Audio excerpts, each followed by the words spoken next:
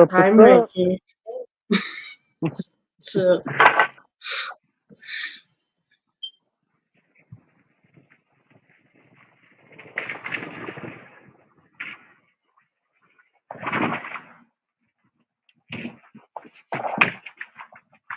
You got Mikey, Brojo in the chat. Welcome, everybody.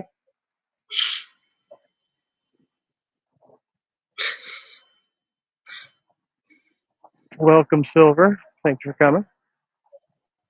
no problem. Sci-Fi Sith Dan. Thank you for subscribing. And Pop Culture Curator. Good to see you. I met Sci-Fi Sith Dan in Mikey's chat last night, so I'm subbed up as well. Ooh, okay. Yeah.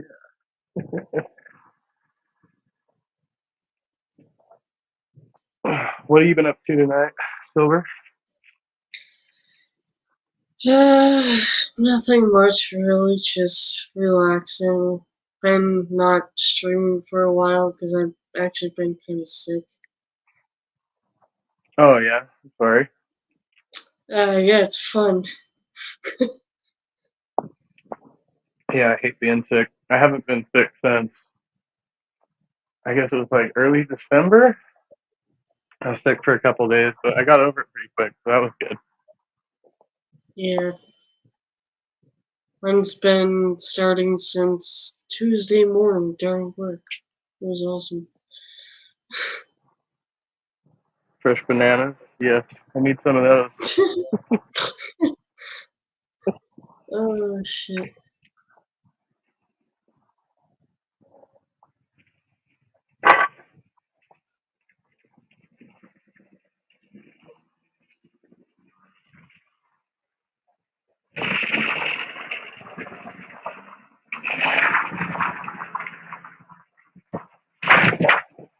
Love getting people in the field.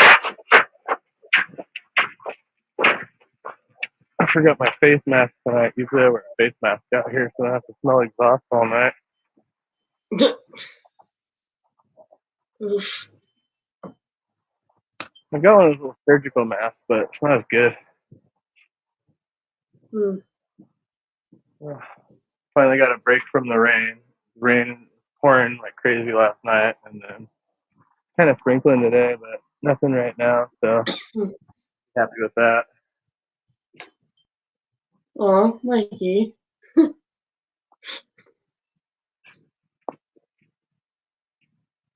You said this is so close, St. Trusty and Silver. It has been a while. Yes, it has.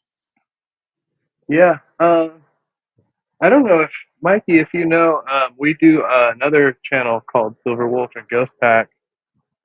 We took this off, but usually we do like paranormal research over there. If you want to see more of us together, so.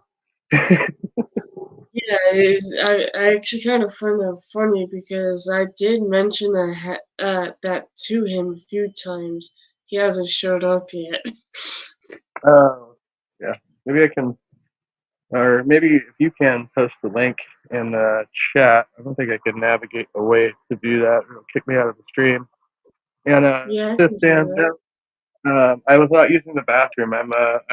I work at I'm at work at a spot where I have to like let trucks in and out. So I do gate control. So that's what you heard.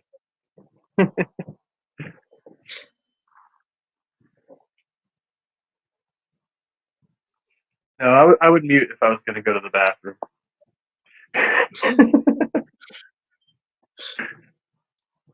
Lemon pie, hey, what's up? Good to see you. I did post a link for this to join the stream on Twitter and a Discord as well. I might put it in the chat, but I was trying to be, kind of creative. So, like, I've had random people come by from Twitter or X before too, but I think that might have been how I got porn bombed a while ago too. So gotta be careful with that. But now I have like a thing I can put up if I let randos in the room, so that like you can like vet them with like one of these things or whatever. Yeah.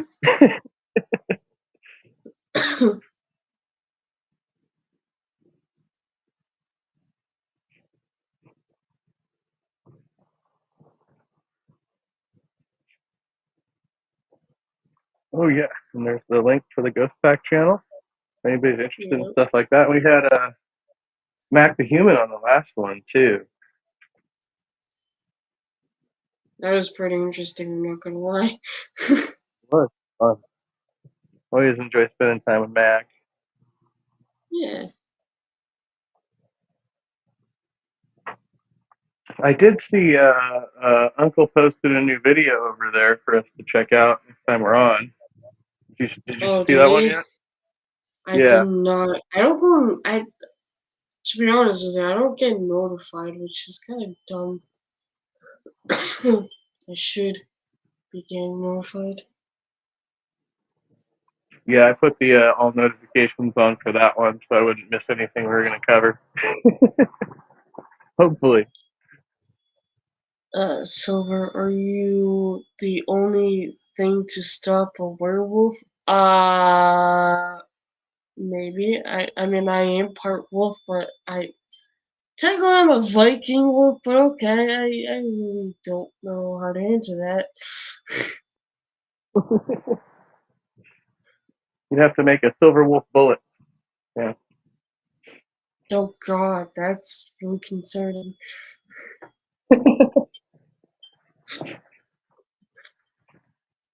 Speaking of concerning, yeah, we were both just watching Daniel J. Newman's channel, and he's been making some interesting stuff since he changed his name to Burning Bushes. I don't know if you've seen all of that. Like every time I go on, there's something random. I Yeah. thought that was great. He had the frog news tonight. I don't know if you got in there in time, but he was telling us a real news story about a lady who tried to smuggle like poisonous frogs. I don't remember what country, but she had a bunch of poisonous frogs in her carry-on luggage. She ended up getting stopped by customs, and she was like, "Oh yeah, they're a gift for somebody." It was a really disturbing, weird story. Like, what were you gonna do with the poisonous frogs? You got them on the plane. Oh my god. Oh, you concern me.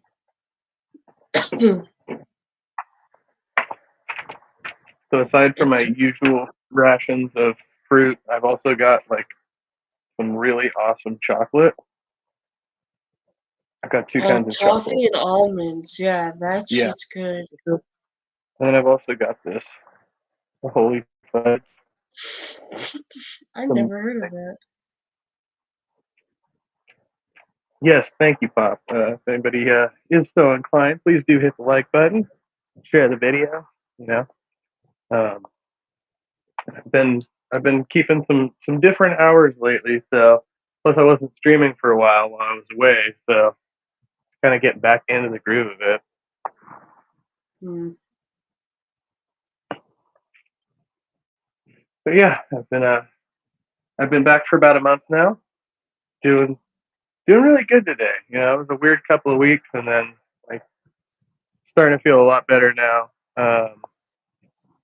Got almost 100 days in my recovery program, so that's good. Good. Awesome. Yeah,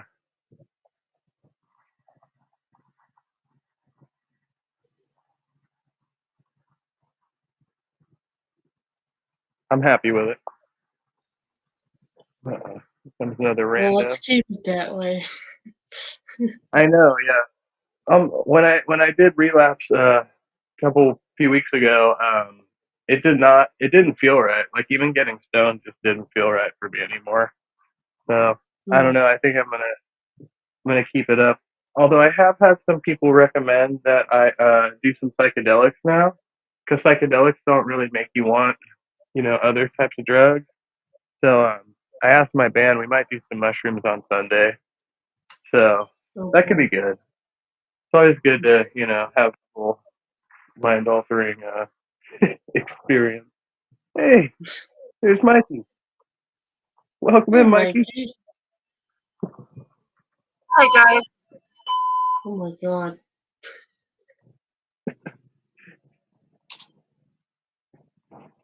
Sounds like he's around some trucks too.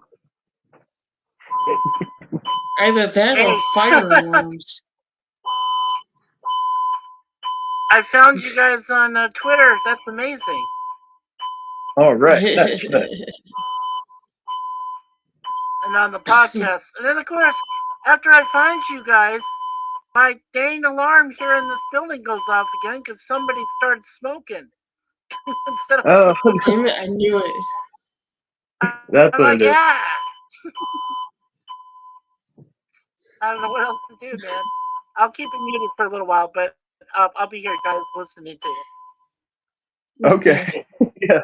I hope that gets resolved quickly. Yeah, we'd have to evacuate when I was in the place. Anytime the smoke alarms would go off, we'd have to evacuate all 3 buildings. Oh, such a pain. And it was usually because people were trying to vape in their rooms, which apparently vape set off smoke alarms too. So it sounded like it, huh? No, he's got a smoke alarm going off. This might be a loading dock. I am. Well, technically, I'm not at a loading dock. I'm at a construction yard. So it's not the actual construction site, but it's the spot where they keep all the trucks and the equipment. So they are doing work on the bridge directly in front of me. So I'm watching that going on. So we're kind of off on the frontage road. So Yeah, Sifdan, it's called the Trusty Ape Podcast on Twitter, on it. Just letting him know. oh yes, thank you. Yes, that is what it's called. This was the Trusty Ape podcast channel, and then I just changed it to Trusty Ape because sometimes it's a podcast, sometimes it's just me doing vlogs or whatever, which I don't even really know what that means anymore. But yeah, the last couple are just been me talking or reading random books.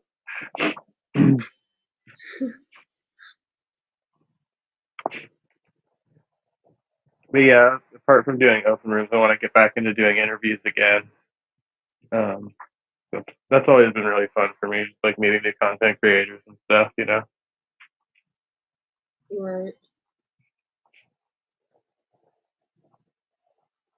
Did you see any of my older videos, Silver? Like, I think I told you about my friend Ben, who does Central Utah Paranormal. He was actually my first interview.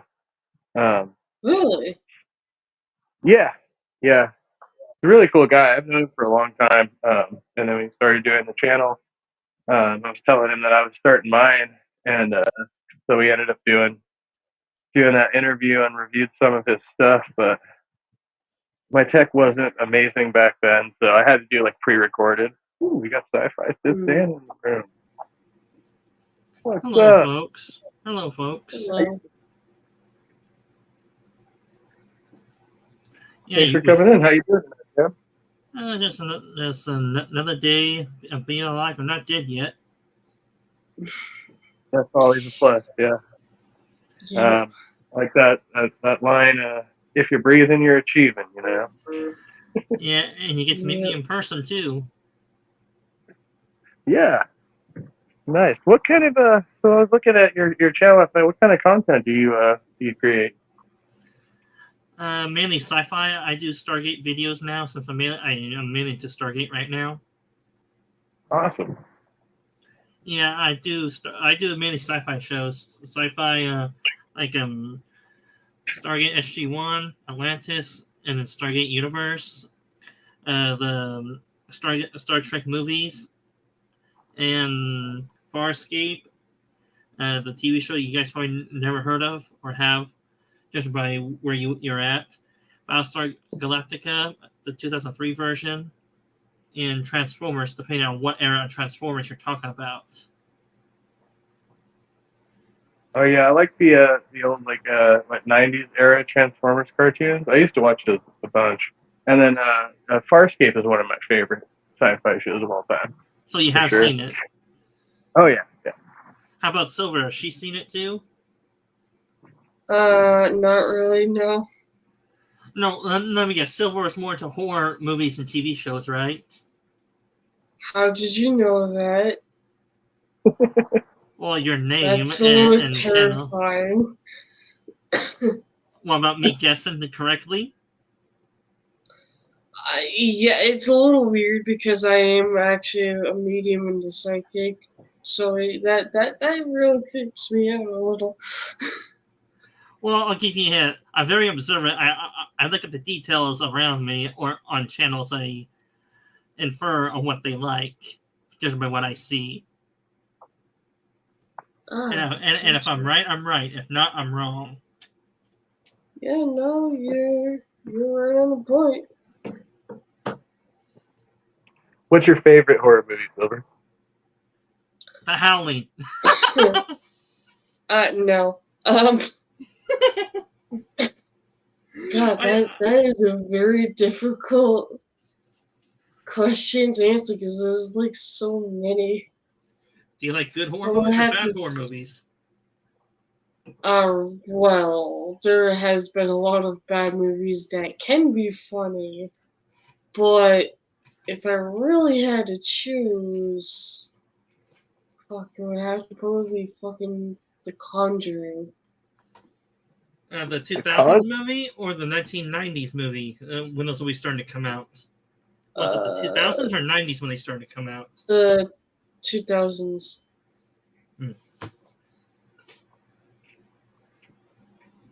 I didn't even know there was an older one. Well, it is its own franchise, and from what I hear, each movie got worse. Each sequel did. Yeah. Sounds about right. Yeah, I think there's I think there's 5 movies in that series now or franchise now.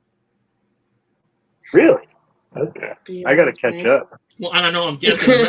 I'm asking Silver that. Yeah, I really don't know. Yeah, I was a big Evil Dead fan, and then the last one I watched was that series they did, Ash versus the Evil Dead, but I never watched that the newer remake. Yeah, a lot of the original ones are actually still pretty good. In the prequel or the newer ones, kind of suck sometimes. Well, they're out to make money usually. That's why. Yeah, sure. Yeah, and I feel like with the way special effects are now, it's like nothing shocks people anymore.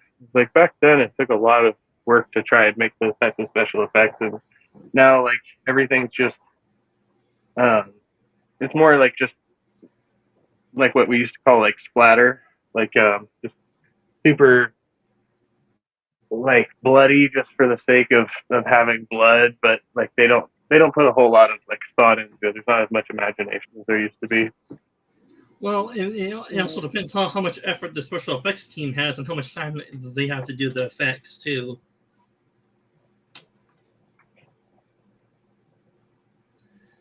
Because some movies have good CGI when they take their time and the workers do a good job. Other times, the CGI they do is terrible since they're on a tight schedule.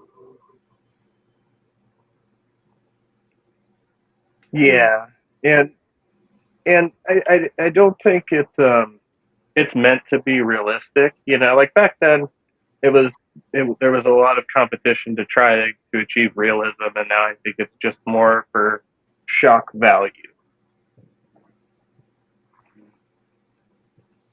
Well, they use CGI blood for a lot of horror movies nowadays. Yeah, to add extra gore in them, which I don't care for gore and horror movies much.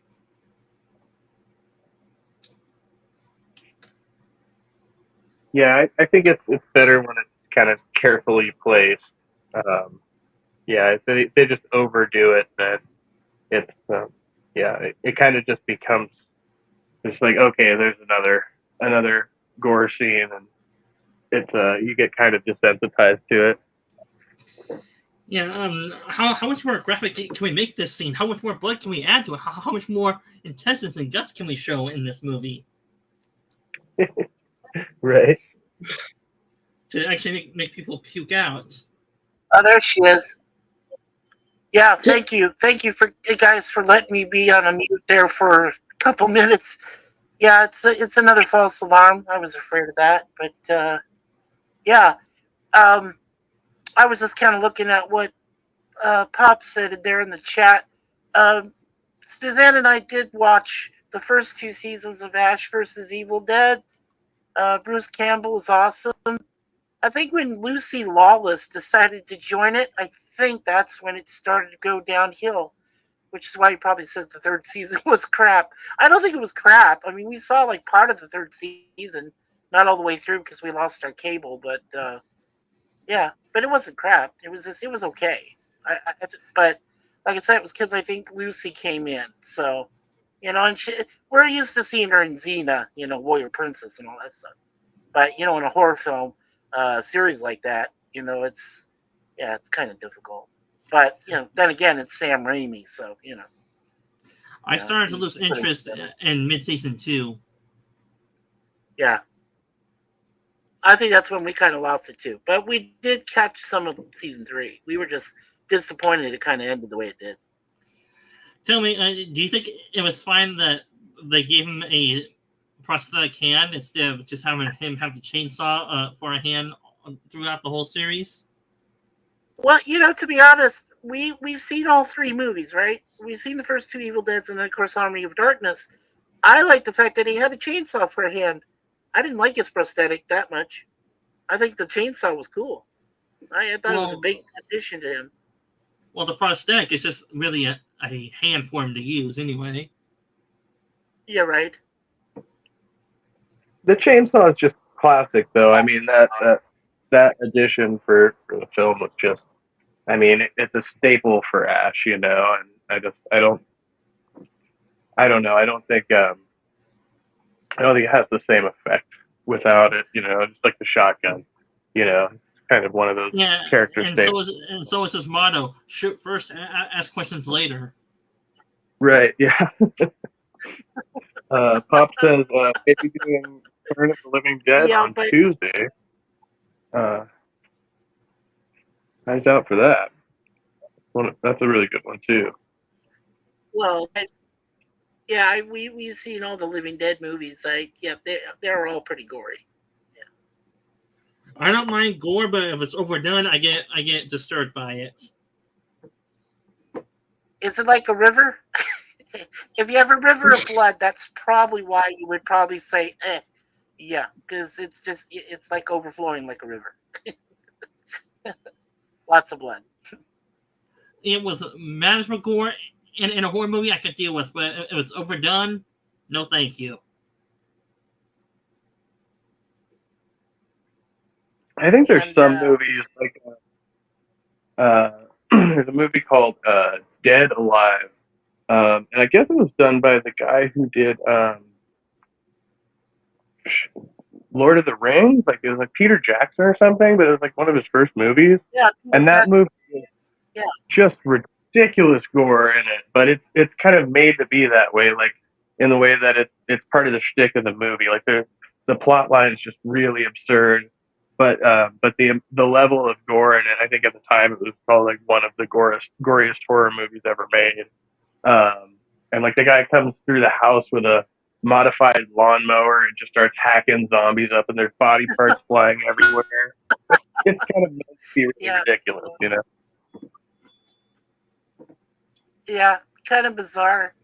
The thing I wanted to answer to Pop's post there about no good American horror films. Okay, I think that if an American horror film actually collaborates with another country or 2 countries, like for example, my wife and I, we love the Saw franchise, John Kramer and everybody.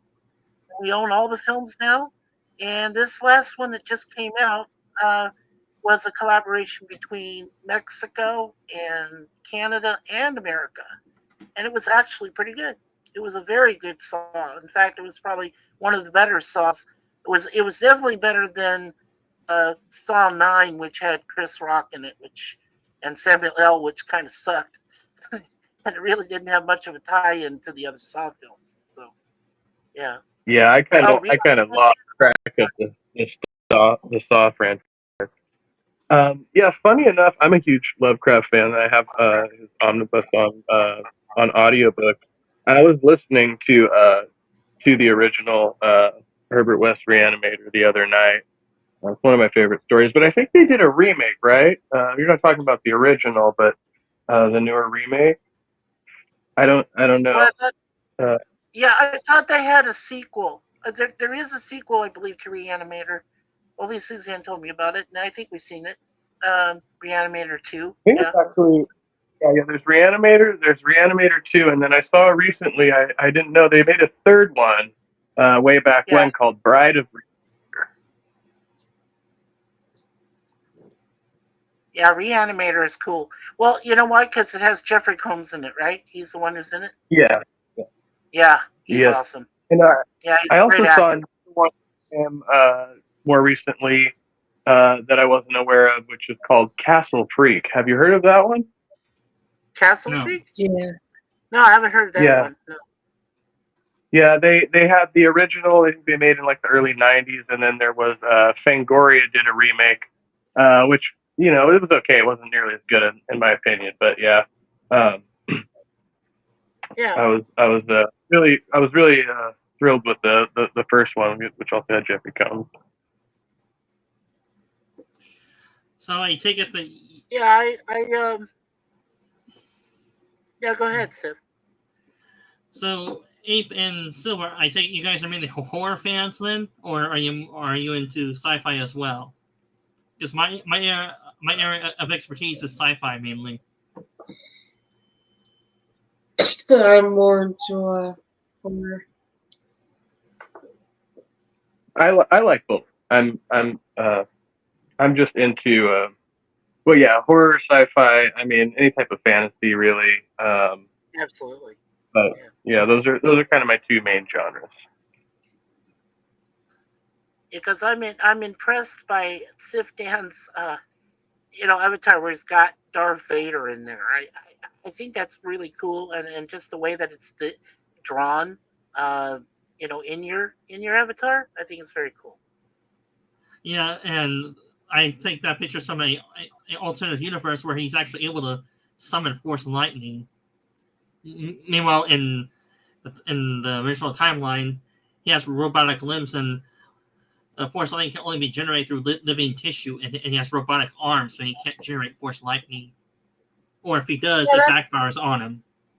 yeah, that seems odd for Darth Vader to have Force Lightning.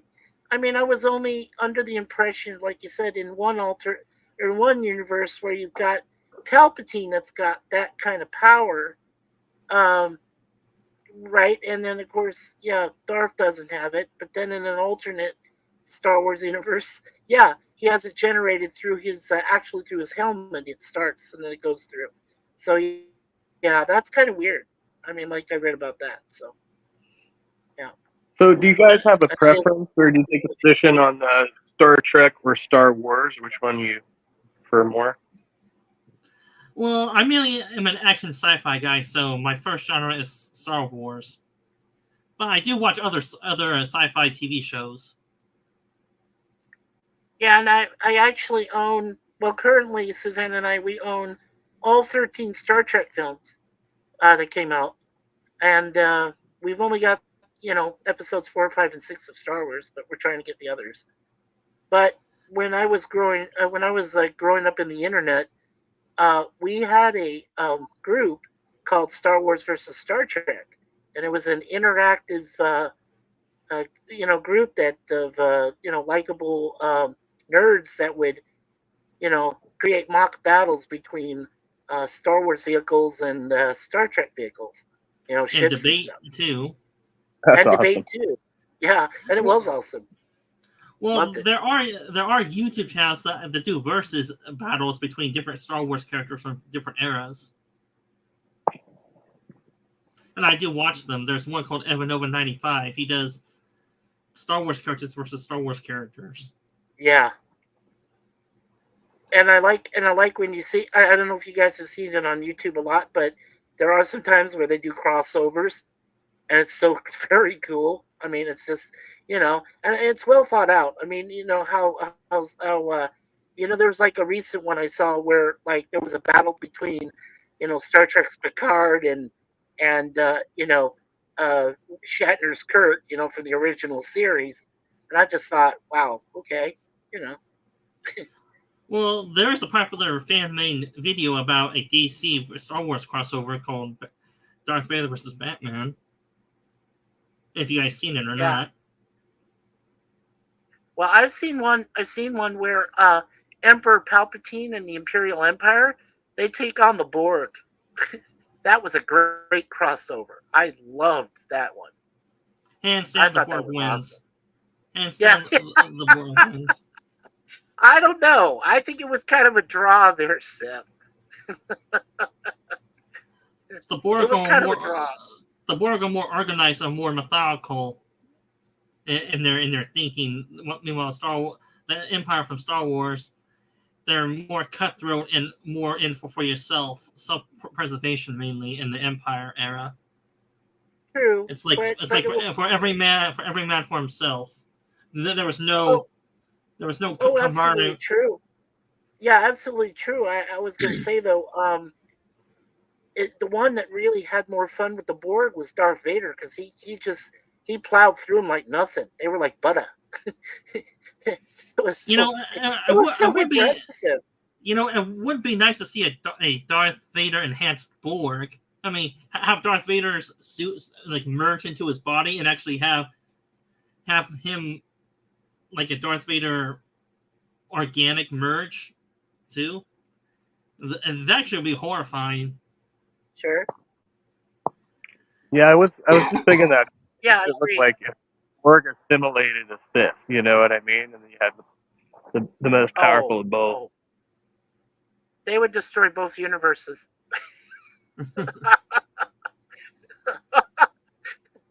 Well, there Borg isn't. animated Sith. Yeah. Well, I have watched other YouTube channels that do other verses. Like, there's one that does the Stargate replicators versus the Borg, and the replicator is Yeah. basically just the machine version of the Borg, roughly. Is that the one that has Stargate SG-1 or Atlantis that goes against the Borg? That would be the Pegasus version, I think. Oh, Atlantis version, I Pegasus. think. Oh, wow. Wow, I wasn't even close there. Okay. Yeah, Pegasus. Okay. Well, there's two versions of them in Stargate, yeah. But the main one they pitted against the Borg was the ones from the Pegasus galaxy. Right. Basically, the humanoid replicators. Oh, yeah, the human. Oh, yes, yes. Okay. I know which ones you're talking about. Yeah. And they were a powerful villain in that show too. Yeah. There was also a Oh, crossover I thought was kind of cool. They had the original series Star Trek Enterprise came across Battlestar Galactica, the OG one, with Adama and everybody, with Lauren Green and stuff. Now that was cool. now answer me this: does the original Battlestar you're thinking, does it have shields or is it mainly armor on that ship? Oh, you mean the Galactica? The Galactica Yeah. has yeah, the Galactica has, I believe, if I recall correctly, it has at least 3 uh, strong enough armor. One of it's titanium. One is a very strong form of, I guess, kind of like a spatial steel. They've got like at least 3 layers, but they don't, you know, I don't think they really have good shields. Not like the Enterprise. Well, you may hate me saying this, but Star Trek takes that one. You mean OG Battlestar Galactica would take that one? Really, Well, either way. really, the Enterprise has laser weapons and torpedoes, and that can strike at a distance, and it has shields to absorb the impact of Galactica's weapons. So, really, Sure. it's the Enterprise's game. Yeah. Well, of course, they got a lot of their fighters, that would probably overrun the Enterprise since you've only got one ship, and Galactica has all of their ships inside their Battlestar, so They have phases to shoot down the fighters. yeah, true. I mean, it'd probably And be one-sided. can't they penetrate the shields if they just fly in? They fly in through the Well, they docking could. bay. Oh, sure, they could. If they have the right. You know what? Yeah, well, you know what? All they'd have to do is, like, if you had somebody like Starbuck, right?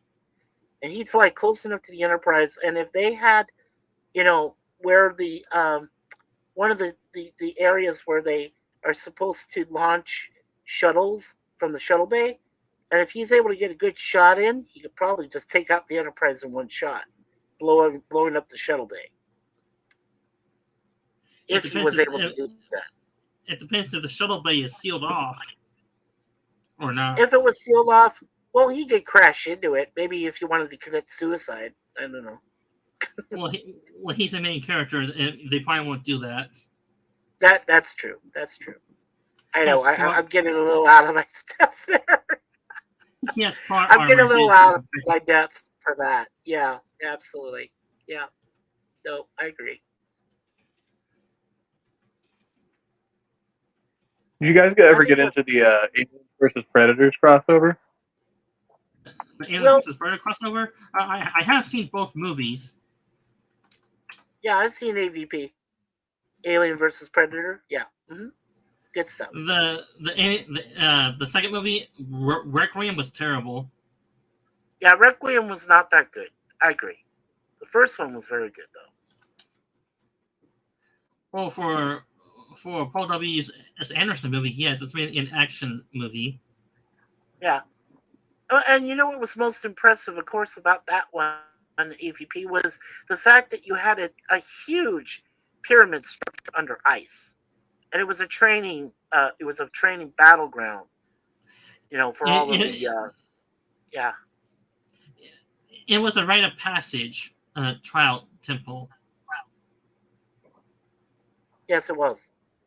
Yeah, it was very impressive, though. I really enjoyed the special effects of how they brought it about. So it was very cool. Yeah, but most fans wanted to see the Alien versus Predator versus the space the Colonial Marines. Most fans want to see that now, but it's not going to happen. Yeah, that'll never happen. Yeah, that's true. Well, it happened in the comics, and the humans were just collateral damage in that battle. Yes, they were. Just a waste of time, really. Oh, yeah, we're going to go take on some aliens. Yeah. They were probably all like Bill Paxton. Yeah, but then you got a predator that loves to hunt for sport and skin you alive. What are you going to do then?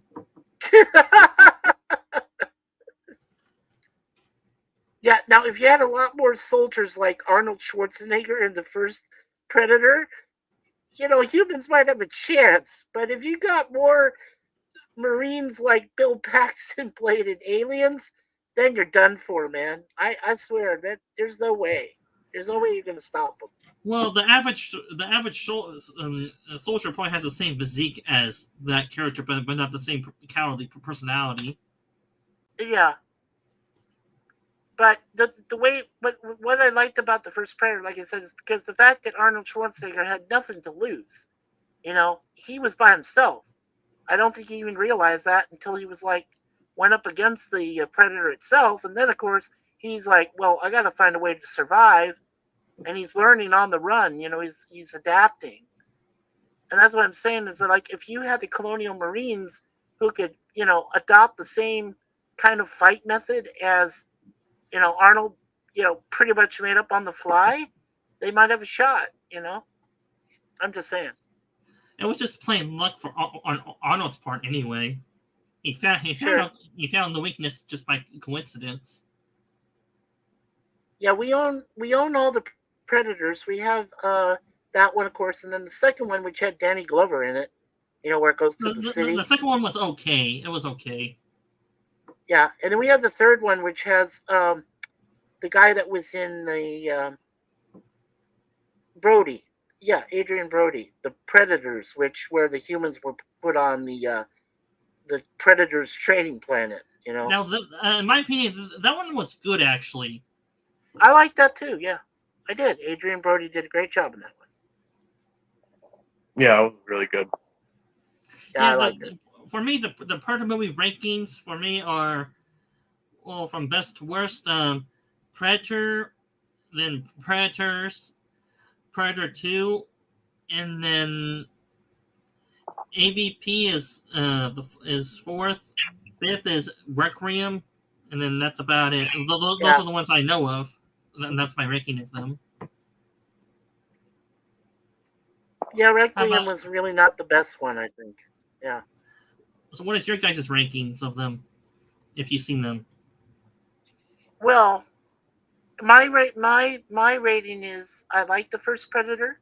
I did like the third one, the Predators on the planet there.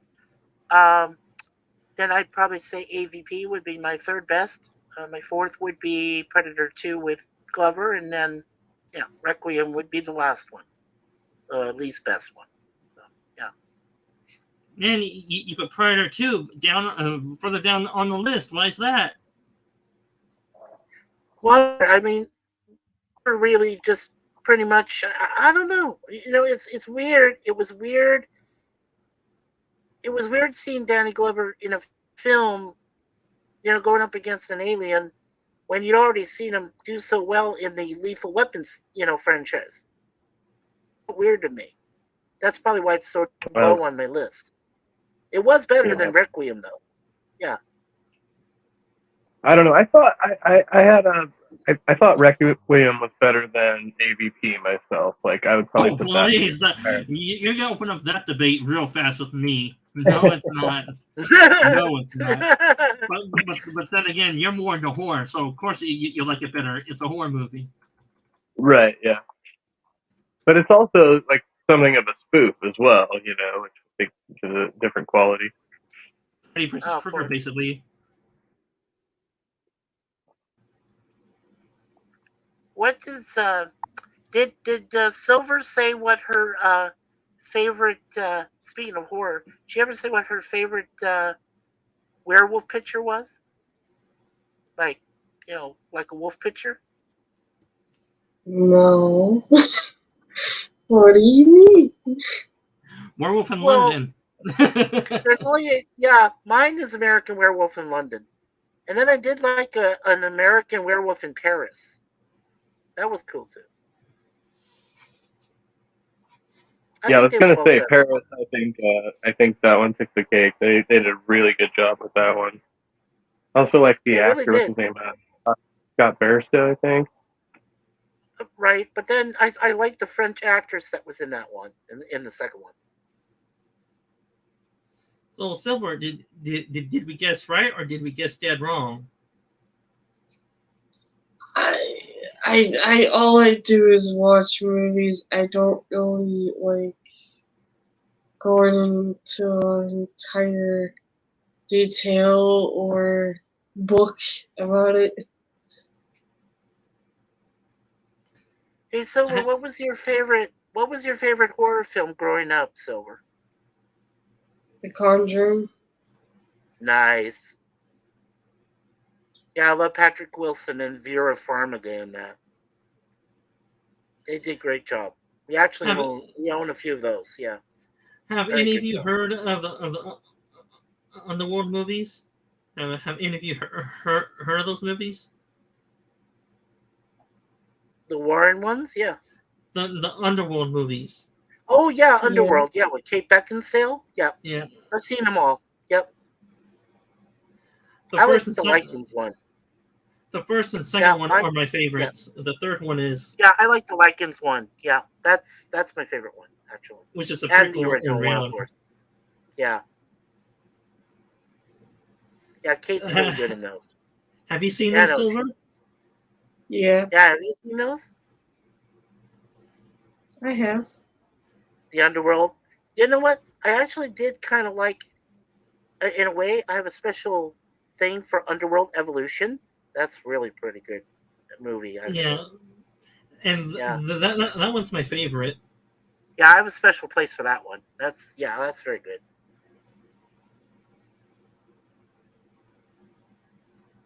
Yeah, those are great.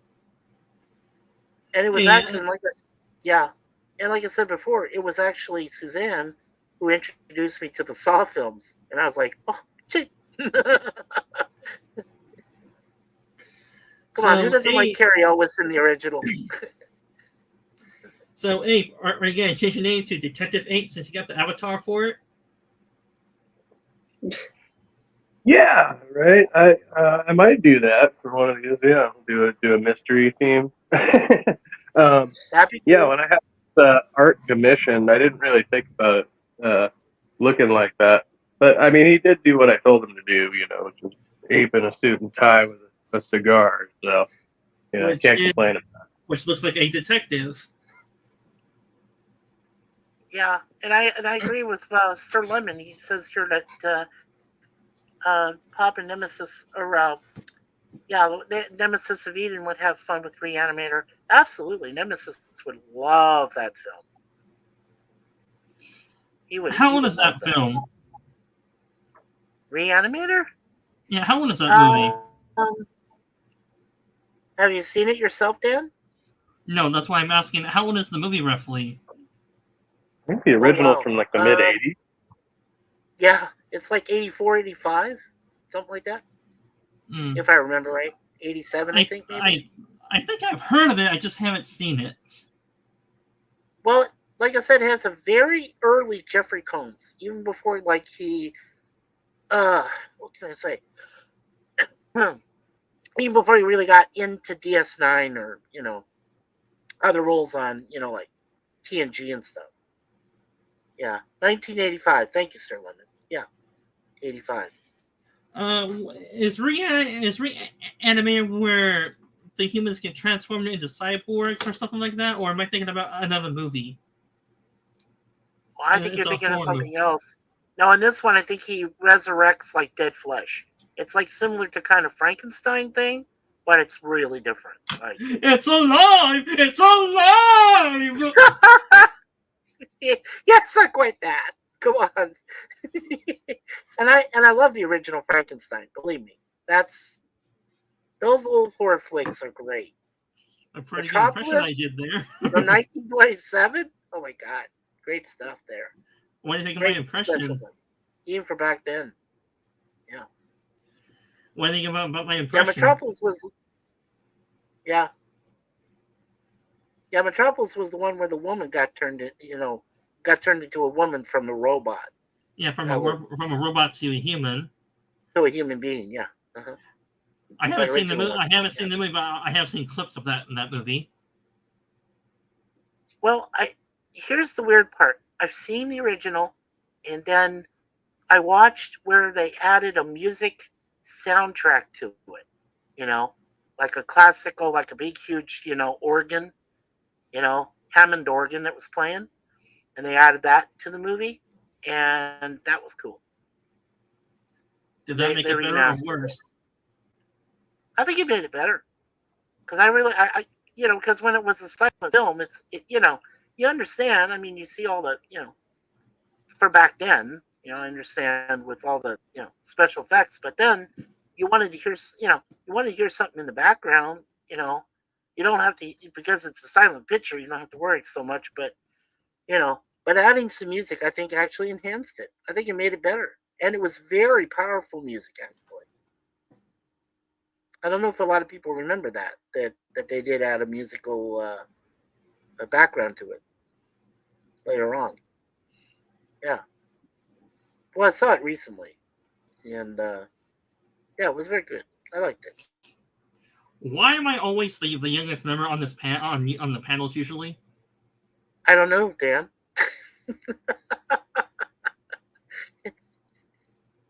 I think Silver's very young. She's a very young lady. I know Trusty and I are pretty old. Probably older. I appreciate that. Absolutely, Silver. I mean, I am 24, almost 25, but yeah, I do appreciate that. Wait, did you say you're 25? Oh, no, almost 25. No, she's younger 25. Than that. Come on. Yeah. Well, I guess I'm not the youngest one on here. Then I'm 28. Yeah, but I think in my mind, when I look at Silver, she has that youth about her, and I always think she's probably 21. Yeah, But plus she has references for newer movies too, like I do.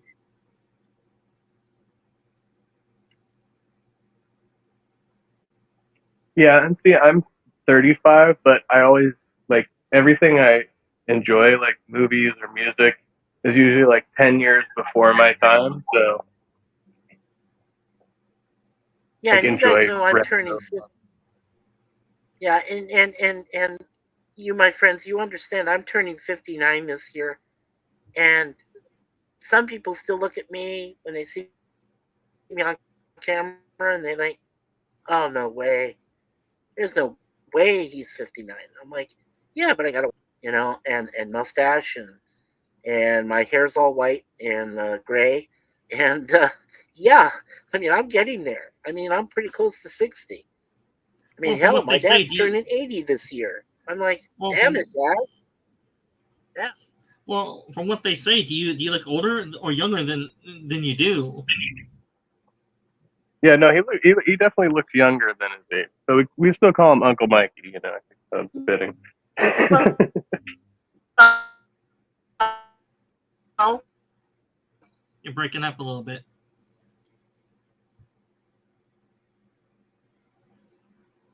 Try and come back to us, Mike. You're breaking up. I guess we lost him. let's. Yeah, hold on just a sec. I'll show you real quick if it'll. Oh, okay. So here I am. All right. So I have a young sounding voice. I've got all this beard, all this mustache, right? Glasses. I wear reading glasses so I can actually see things clearer. And I'm turning 59. Yeah, If you you think do I sound look like younger than that, that's great. Yeah, well, your voice makes you sound younger than you are. exactly. Yeah, I just have a very high voice. That comes from my mother. My mother is the reason for that. My dad is a I more got sterner, deeper voice than my mom is. My mom and yeah, I, when we talk, my mom and I are pretty much the same way. We talk the same way. Hey, LDG Pickles, how you doing? I got a very loud voice and a very commanding voice, but then again, I got a father that's hard of hearing, so I gotta scream at him for him to hear me though. Right. That's why I have a loud commanding voice. Yeah, I don't know how my voice sounds. Yeah. I'm told when I shave like this, I'm told I look like 10 years. Some people, I don't know, but I feel like I'm much but older than I am. Yeah, and but here's yeah, me and right there's Sif here. Dan. Yep, Sif Dan is like you definitely look younger, Sif. You do. You really do, actually. I would have thought you were at least 22 or something. Well, very young. Does Silver And want to like show I off said, I've seen. herself too? Does Silver want to show off herself too, or is she camera shy? do Oh I no, I've really seen have Silver. to? Well, it's Oh, your Silver, choice. just a brief, just a brief. I want to show Alright, them that you look fine. very young. Yeah, there you are. See, now she's very This is young, me. and you don't even look. You don't. You look cute, and like you Some look a little youthful bit face. younger. Thank Right. you. So, hey, Don't be she knows me. embarrassed. And Silver, We're very Silver, extreme. We've got Gen Z, Gen X. Uh, yeah, original Gen. what generation is 96? Do you know? I think that's Mine. a millennial. Millennial. Yeah. Oh, so Well, I guess now I was born. Yeah. Now I was born in 1965. So was that considered baby boomer or just after baby boomer? well, Yeah, that's what after baby. when Yeah. was the baby boomer generation born roughly? When were In the Roughly they born? the 50s. Yeah. 50s. Yeah. Right. 50s and 60s. So I'm a millennial. I take Silver as a whatever generation is after mine, or we're born in the same generation. I think Yeah, Silver. yeah. Silver. You would be Gen Z, right? Silver. Are you Gen Z? Yeah, pretty much. Yeah, that's right. Yeah, and both our generations suck nowadays. I know. Unfortunately. Well, there is some good of us and some bad, but the bad ones have the louder voice. Yeah. Yeah, you must have nodded off to sleep there, LDG. If you were just up for a minute or two, He's probably going to the bathroom. probably. Could be considered a I was, cat nap. We're taking like a 2 minute cat for. yeah, sometimes I pass out in my chair. And it's embarrassing because Suzanne, when she goes to the bathroom, she looks over at me and I'm passed out in my chair. I just fall asleep in my chair. Because I have Does she one of come those out? office chairs I sit in.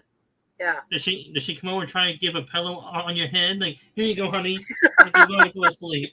No, no, I can sleep through a lot of things. So she actually just kind of taps me and then she just goes and, and I can sleep through anything. It's weird. Yeah, so Yeah. she does do this for you. Nice pillow against your head, and along with a nice blanket around you, going, I feel nice and warm. So for some reason, I feel it's like, does someone wrap me out? Oh, thanks, honey.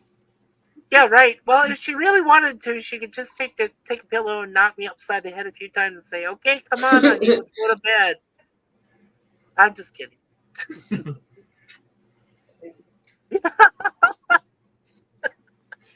Yeah, some She's people are very laughing deep. too. Some people are very deep sleepers, and they sleep through everything. Yeah, she said a frying pan is better. It's a more preferred wake up device of choice. Is a frying pan. Yeah. Jesus. Just hit him in the back of the head so it doesn't leave a mark. Yeah, Ding. Yeah, exactly. but then again, against your front cheek, you may taste the bacon inside the frying pan. Yeah, that's true. It's like, Well, then my cats thanks. might attack me. Don't forget, I have two cats. So we have two cats. So if they smell any kind of bacon on anywhere on us, even if it's like their treats, they'll attack us. They will literally attack us and go after the scent of the treats or the food, whatever's there. So yeah, Well, then you better gotta put gotta cologne avoid on that. then. What's that? Well, then you better put cologne on then to hide the smell. Then. Cologne? No, I don't wear cologne. Not when I go to bed. No, no. I don't wear cologne. I I do mean, wear underarm deodorant once in a great while, but yeah, no cologne. well, I my don't wear point cologne. is, my point is that either you or your wife, whenever you guys cook breakfast, you guys probably put perfume or deodorant on you so that the cats don't attack you from the bacon smell on you guys. That's true. Well, no, we have ways of like, what's funny is we have ways of distracting them. So you know, um, we have different kinds of treats we can give them, and depending on which one they like, we can distract them pretty easily. I Yeah, mean, it's also like we've been able that. to yeah, we've Yeah, been and it's able to eat full breakfasts, without them really, chasing us and wanting to have say like, I eat egg sandwiches that Suzanne makes for me most mornings, and the cats don't really come after my egg, on my sandwich. I think they prefer having more like a tuna or a turkey or those kind of flavors. yeah. Do you Plus, ever give They're your not cat really into egg. yeah. Plus, you probably also have the cat toys to distract them too. Like, hey, look, a nice little cat Oh yeah, mouse they have yeah. on the end of a stick. Here you go. Do you want to play with it? Here you go. It's on the end of my at the end of my hand. Here, you want to play with it? Now go on, shoo shoo. Well, yeah, no, they've got toy mice. And see, the thing is, we live in a very old building, and sometimes real mouse or two likes to, play devil's advocate and starts to run across the floor. And of course, I have two very special, you know, felines that will chase them to their death. So, that's the beauty of it. they got So they got toy they got toy mice, and then they have real ones that once in a while get daring and want to run across the floor. So.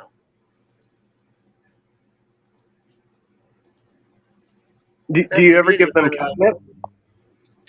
Oh yeah. Suzanne loves to give them catnip. It makes them stoned. It's like Yeah. if you were, yeah, exactly.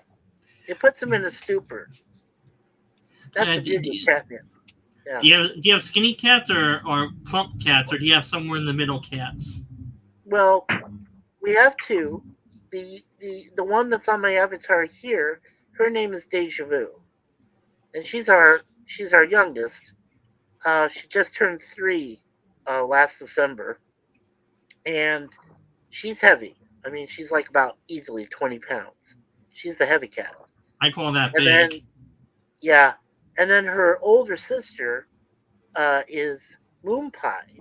And Moon Pie turned 7 this year, March, on the 21st. And she's thin. I mean, she's not even 10 pounds. I'd say she's close to 10 pounds, but not that heavy.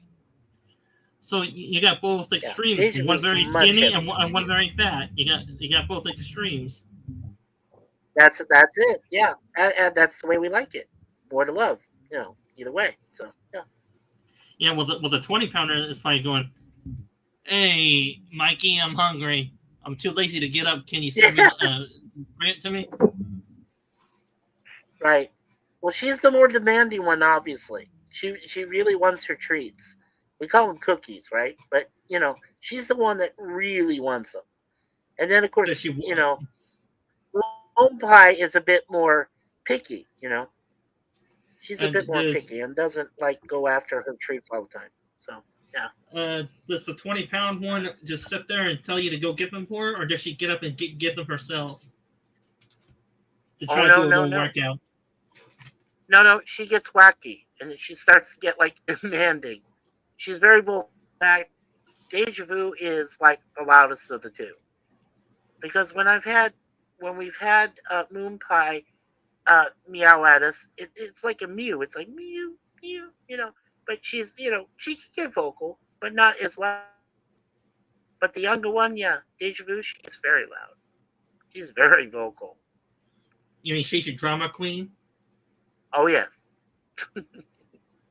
oh yes. She My is. She's my our new roommate has a cat, and she was during my group earlier. She started attacking me, and she was trying to take the phone out of my hand. Like she saw herself on camera, and she got jealous, and she was trying to get the phone out of my hand. it was pretty comical. That's hilarious. Yeah, lemon pie. I don't think I'd even attempt to do that with a slab of bacon. No offense. I wouldn't try it. I, I mean, by now I pretty much know how my cats would react, but I still wouldn't give it even a thought or an attempt. Just don't give his wife ideas, okay? Yeah, no kidding. Well, that's the thing about Sir Lemon. He knows us really well. He acts as our moderator on our lives we do and chats and stuff, and he knows both of us very well. So yeah, he's getting ideas. I think he's been talking to PvP too much. That's Valley Picker, Mr. Eggnog Meister himself. Yeah. It's too bad we can't have lemon pie on panels. I haven't seen him on a panel. What Well, do you guys you need? know how long? Yeah, you know how long I've been begging to go on a panel? Too long. I've asked him, but he's afraid to go on. He really, yeah. Does he have the equipment to do it or not? Of course he does. We yeah. Well, okay. This, especially the beginning of this year when I did a New Year's Eve stream. That was the first time I mean, we've asked him before when I started doing streams, and he became my first moderator. To help us. But my friend Jay Aldrich. Well, Jay and I, we said, come on, Lemon. It's New Year's Eve to start the new year. Why don't you come on board to our panel and show yourself and say hello? And he still resisted. So I guess he's I don't know. shy. Oh, he must be. I don't know. Ask him. I mean, I don't think he's a shy guy. He's Either pretty. that, Yeah, you can come up with Lemon Pie. You don't even have to come on camera. It could just be an avatar like us. As long as you got a phone, Yeah, you can do it. absolutely. either that, or he doesn't want to deal with the commanding personalities on the panel to get shouted down. Would he feel intimidated? No, I don't think he'd feel intimidated. But like I said, I don't want to speak for Sir Lemon because he knows himself and he's very knowledgeable. I mean, if you guys have heard him on, if you've seen him in chats, he has very good knowledge. He finds a lot of things out for you. And he does. He is a very good moderator for Pop too. Oh yes, he is. Yeah. In fact, it was Pop who actually got me to hire Lemon to become my moderator. That's how he became my stream moderator. Was through Pop Culture Curator. So thank you, Sir Lemon. You're a very valuable person to moderate. He's your guys' middleman. He's definitely the middleman. Yeah. Well, you know what? He saved me from that freak show called Melted Copper. I won't go much further into that, but oh my god, that guy was insane. Oh, I've been on a panel or two with Melted Copper, and from what I know, he's a good artist too. Oh yeah, I'm not debating his artistry, but oh my god, you heard what he did to Resolute Germs stream? That was nuts. Total nuts. I didn't hear. Let's tell the story. I don't know what we're talking about right now. Well, let's just say that he displayed his otherwise body like for all to see. He got banned from a lot of channels for that. In the buff, in other words. In the buff, Oh wow. yes. Yeah. And according to what Resolute Germ told me, he says he can't shake that image. It was pretty embarrassing. Yeah. Nightmare. I've only heard some people doing that. Silver has to run off to bed. Say good night. Oh, good night, Silver Wolf.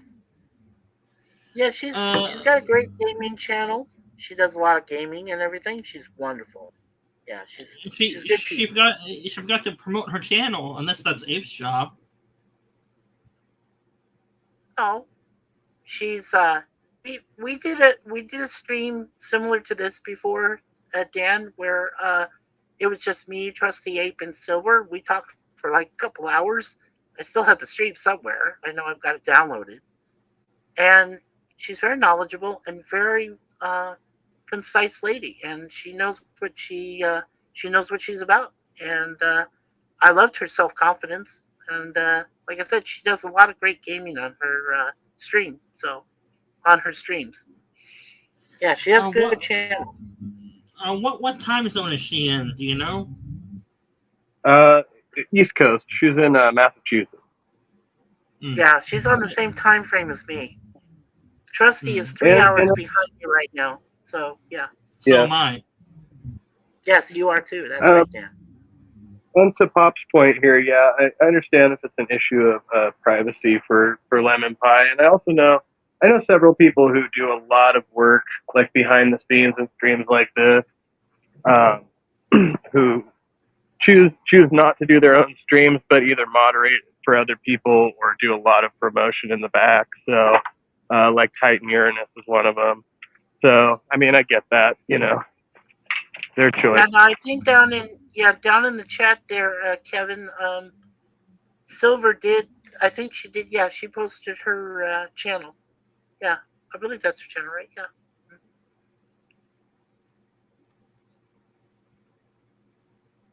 And then you guys have a ghost one which I also already subbed. Like I said, but I've been so busy like trying to promote my streams and things. And I'm like, yeah. And speaking of which, on my channel, I may do a top 10 lists on the Star Trek and Star Wars movies. I may have them up on my channel tomorrow. Well, that would be awesome. Yeah, to just generate new content on my channel, basically. Yeah. Well, I could give you my choices, but I'd rather tell them to you in the chat when you do that top 10 for both franchises? Because I can tell you. Well, you could leave your own top 10 in the comment section. I mean, they're going to be my own biased opinions. Yeah, that's cool. Yeah, no, I could do that. Sure. If I got a chance to get there, sure, I could do that. My favorite Star Trek movies are the odd numbered ones. No. Hold on, not the odd numbered ones. The even number ones. Yeah, the even number ones. I found those more entertaining. Yeah, Silverwood said, "Yeah, it's my main channel." LOL. Yeah, I figured it was Silver. Yeah. Well, you know what's funny is. Yeah, go ahead, Dan. Would you agree that even numbered movies were better than the odd numbered ones? I'd say yes. With the Star Trek franchise, I would say that the even numbered ones actually panned out better. But for the Star Wars one, it's very difficult to say because I initially grew up with 4, 5, and 6. And then when the prequels started in 1999, I was just kind of on the fence. I still thought the special effects were cool. So I'm an effect. I love special effects. I love practical effects, visual. I'm not so big on CGI because I think if CGI, oh my god, I can't even say CGI.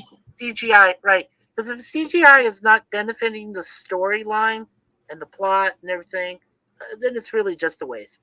I mean, and there's been a lot of sci-fi horror films, things like of that nature, which waste CGI.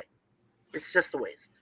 For me, for the Star Wars movies, it's the opposite for my Star Trek movies. It's the odd number movies I like in Star Wars better. I do have a soft spot for Episode 6, Return of the Jedi. From what I know of it, yeah. For me, well, my top one is well, you may notice this from my age. It's Revenge of the Sith, Empire Strikes Back, Phantom Menace, and Return of the Jedi. Sounds good, yeah. Well, I would say for me, it was definitely Sith. Out of those first 3 prequels, Return of the Sith. Yeah. Probably the best one. Because it leads right before. It's actually called Revenge of the Sith, but I know Revenge of the Sith. What you mean? Yeah, I mean, yeah, I don't think most people, fault us for missing one word or in the title. I mean, come on. Before it was Star Wars: A New Hope, it was just called Star Wars for a long time. The 4th one. Then someone said, "Oh, by the way, I think we're just going to call it Star Wars: A New Hope because it says A New Hope at the beginning of the thing." Yeah. So, I would agree with people. I would agree with people that the prequels are flawed. I mean, it was also George Lucas having too much creative control. Well, you remember how it came about, right? Originally, he puts out 5 and 6, and then he decided, well, wait a second, maybe I should go ahead and use this brand new technology that only showed up in the late, and said, okay, I'm going to remaster 4, 5, and 6 and add new scenes that I was able to put in before that I couldn't do it back in the late 70s and the early 80s. And so that's what he decided to do was to adapt that new technology. And then when he did that, he said, okay, I guess so. When 1999 came about and Phantom Menace came out first, the Phantom Menace, you were like, oh wow, okay, is this supposed to be new or cool, or you didn't know how to react. That's why you said that you thought they were flawed, and I absolutely agree with you. But of the 3 of the flawed ones there, like I said, I think that Revenge of the Sith is probably the best one of the 3. Yeah, and that was the one when George Lucas told the story he wanted to. Yes, that's true. But but then of course when he did Force Awakens and then Last Jedi and then of course Rise of Skywalker, it felt like he was just rehashing things, right? George Lucas did not have any control in the sequels. He sold off the rights to Disney. It was Disney's problem then. Yeah, he sold his soul. Well, no, he not exactly sold his soul. He just didn't want to make any more Star Wars movies. Like he said, you know what? After the bad reception of the prequels, if the fans want more Star Wars movies, they're gonna hate me because the way I did the prequels. Here, I'm gonna sell them to someone else. Let them deal with it. Right, and let them I take think the he blame. also essentially decided he was getting too old to be in the business. You know, as he was very hands on as a director. I was going to say something, and I'm assuming that everybody here has already seen The Force Awakens, right? You guys Yes, have all seen 7 by now. Okay. yes. To me, Now, to me, it's just a rehash of New Hope. It is. that's what I'm saying, right? It's just all like rehashing, just pulling up old formula and trying to make it sound better or make it newer and or whatever. and Um, that was the classic J.G. Abrams movie. sure. You know what was funny though is, or actually pretty funny, tragic, but the story went around that with Force Awakens, and I love to tell the story because actually it's a true story. Um, Down there somewhere in California, I think it was near Bakersfield or something like that. What happened was there was this kid, right? He's like 19 years old, or something like that. And, he's there opening day for The Force Awakens when it, first comes out. And he goes to see it, you know, and in the movie, of course, that Han Solo dies, by Kylo Ren, his son, Ben Solo or whatever he was before. And he becomes Kylo Ren. So he kills him, and then of course, the guy is in shock and comes out of the movie theater, and everybody else is, waiting to see the next film or to see it, the next showing. And he says, "Oh my God!" He says Han Solo got killed. Well, then everybody went ape. Excuse my language. Sorry, Trusty. Went ape shit and back crazy, and they all piled on this guy. And I mean, these people are dressed up in stormtrooper outfits and Jedi wardrobe, and they're pummeling this guy to death. And if it wasn't for some, cops and some security mall guys that were nearby, this guy would have been killed. And they put him up in the hospital, and he was, you know, he was critically injured, because he revealed the fact that Han Solo dies in the film, and that freaked people out. Well, the main reason is that the fans and audience don't really like spoilers. And true, it was extreme, but the fans did not like spoilers. That's true. And yes, Lemon Pie, to some extent, the sequels were an embarrassment. I totally agree with you there. They were, to some extent. Well, they actually make the prequels look good in comparison. They do. Oh, yeah, well, yeah. Like we said before, Dan, you and I both agreed, and I believe Trusty also agrees with us. The effects actually made the sequels a bit better than what the prequels brought out. Now, as far as the storyline, I don't know if that's true. But with all the other effects, yeah, I would say that's probably true. That they were much better than the prequels in some ways. Yeah. And I think they also, kind of modify the story a bit to cater to a particular audience to keep it kind of family friendly. Because it's actually a pretty violent story, and they really like downplay a lot of the violence in there to try and keep it like a PG or whatever. Yeah, I noticed they did that with the sequels. That's right, Trusty. They were trying to tailor it to, well, they were trying to tailor it more, to like, teenager to like, your mid 20s kind of crowd, 20s to 30s. Remember, because in the prequels were pretty dark. I mean, Phantom Menace was dark. Attack of the Clones seemed to be a bit darker, and then you just went to all hell breaks loose, and you know, in Revenge of the Sith, and then you're killing younglings. I'm like, come on, you're killing children. I mean, like, okay, I didn't expect The that from a Star Wars film. Phantom Menace wasn't that dark, and neither was Attack of the Clones. I would say the third one was the darkest out of them all. Absolutely, that's why I said it. Just kind of progressed.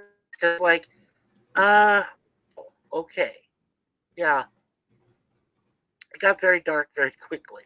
That's the thing. And then you got, don't forget, you got two stories that were supposed to, fill the void. You had Solo, which was a Star Wars story that Ron Howard directed.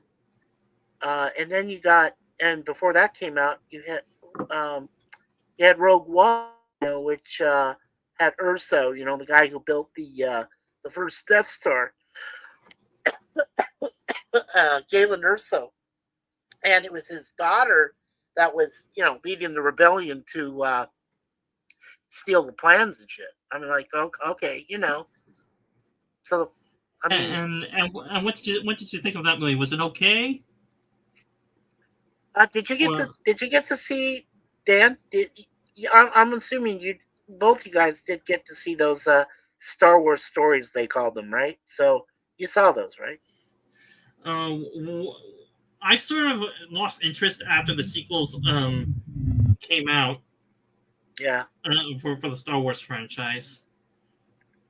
Well, like I said, the Rogue One did a nice homage to Carrie Fisher because she had passed away, I guess, just after she did The Last Jedi. I think that was like the 8th one. And so when they did Rogue One, a Star Wars story, towards the end, when it goes right into where Leia is supposed to obtain the plans, just before that, and I have to say, there was a great fight scene between Darth Vader. Vader and the Rebels. Yes, I have seen that Yes, movie.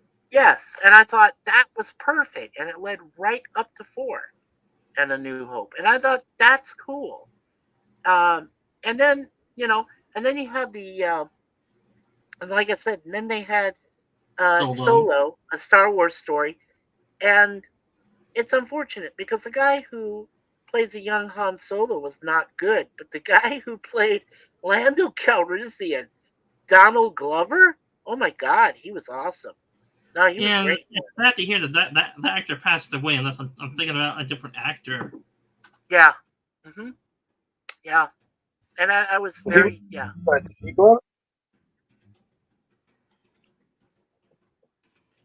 Yeah, well, I mean, I think that Donald played Lando probably as close as Billy D. Williams had played it, later on, and because it was a young Lando, and of course they explained why he lost, the Millennium Falcon, He towards lost the it end of from a that stupid movie. bit. Yeah, yeah, Sabak. I don't even know how to play those games, man. Oh I yeah, I and watch them on there, and I'm like Sabak and all this stuff. No, I don't. I don't even think I could even learn how to play those kind of things. Those oh yeah, card and games. Mickey, and I did not see the Solo movie. I may see it tomorrow to do my ranking on the Star Wars videos. I haven't seen it I Solo really or think you should. Yeah, Dan, I really think you should. It's like I said, it's called Solo, a Star Wars story. It was directed by Ron Howard, and it introduces Han to Chewbacca. Uh, it really, but what I was sad about was it didn't cover the fact that Han Solo. I mean, it really only covered it. I think it was brief, cursory. Um, because don't forget, according to the books, the novels, Han Solo was originally recruited by the Imperial Navy. yeah. After the He events was of he the was prequels. he was Yeah, a he was an Imperial pilot till till right, right. he left because he hated that the way the TIE fighter suit and equipment sort of made him suffocate almost sort of in the helmet. Oh, He Pop, be he nice. he hated wearing the TIE fighter outfit and equipment. That's why he left the Imperial Navy. He hated wearing that stuff. Oh, of course. Well, I was going to say too. In um, the other one that is in there, the other actor that's in there besides Glover is Woody Harrelson, and he plays a bad guy in that. And I thought, Woody Harrelson, okay, he's in a Star Wars film, okay. Yeah, I love Woody Harrelson. Don't get me wrong, the guy is wonderful. I mean, I think he's a great actor, but it's just I don't know. I guess in my opinion, he didn't really belong in a Star Wars film. But then again, I'm no. Yeah, I can't act like he can. So yeah, Mikey. I may like Solo, but tomorrow I may have to force myself to see the Rise of Skywalker. yeah. You do need to see 9 because I did tell you you've seen 7 and 8, but you haven't seen 9.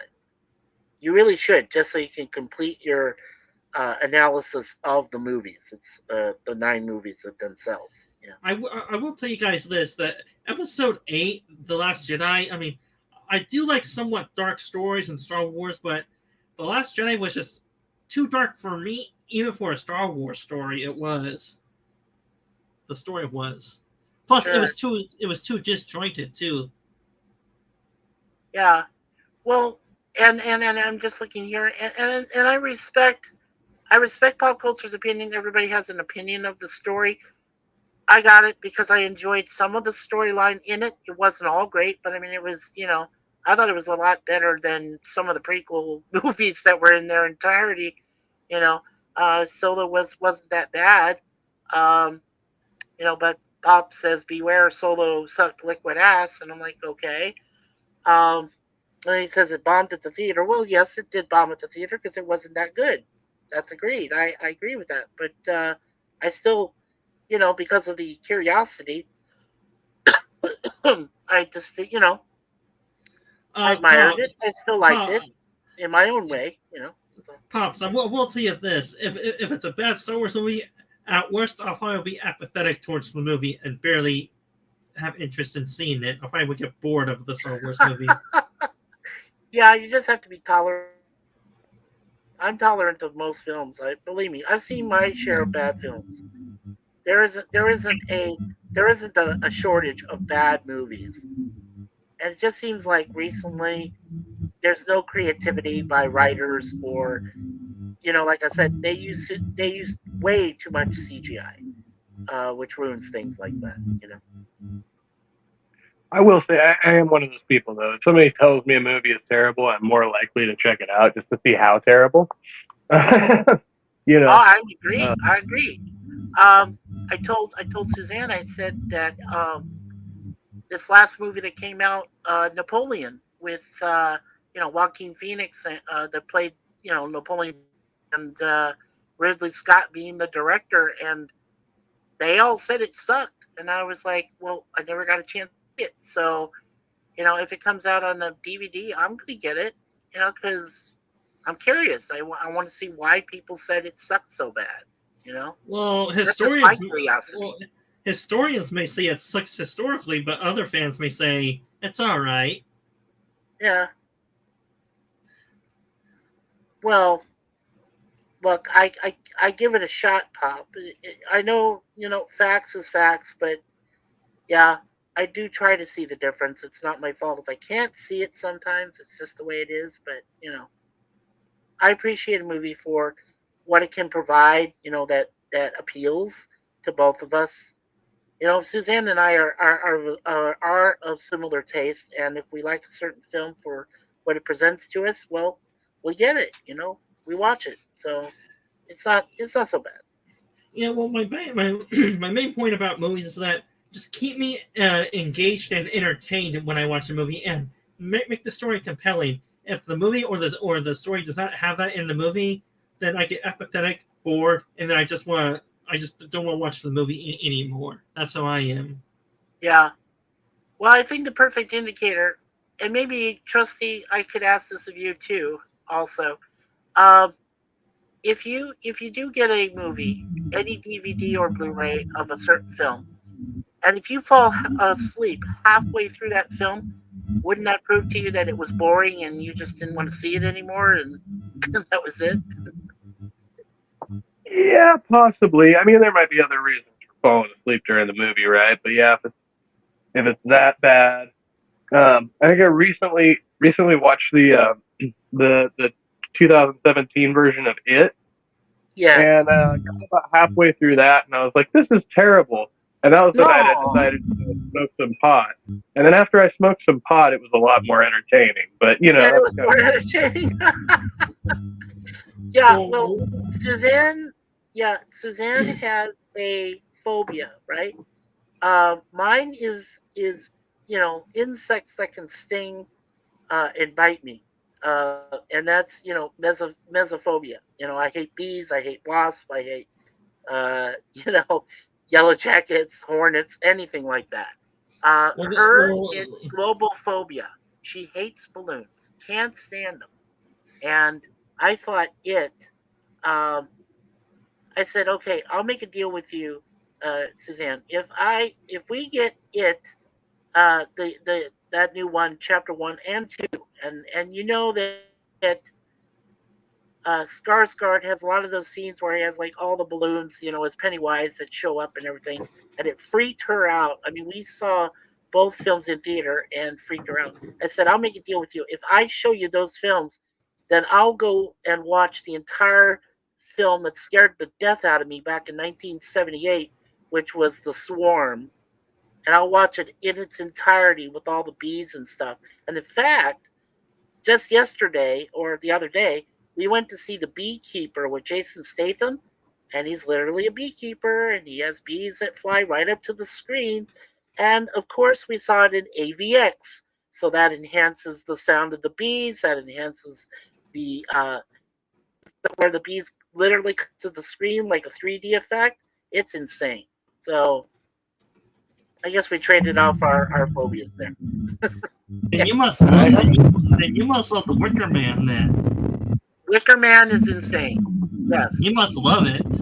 I love it for Nicolas Cage, but not so much the bees. No. I had to close my eyes through about half of that film. Like, no, bees, no. Yeah. Well, I did do that joke in your chat yesterday. Yes. But I remembered because when you said the way you said it, I said, "Oh, yep, I remember that scene." Yep, no, not the bees! No, not the bees! Yeah, no, not the bees. Have a good night, Pop. Yeah, have a good night, guys. Yeah, you said good night, Pop. Yeah. Good night, Pop. Yeah. Yeah. So, and then of course I told you guys yesterday that.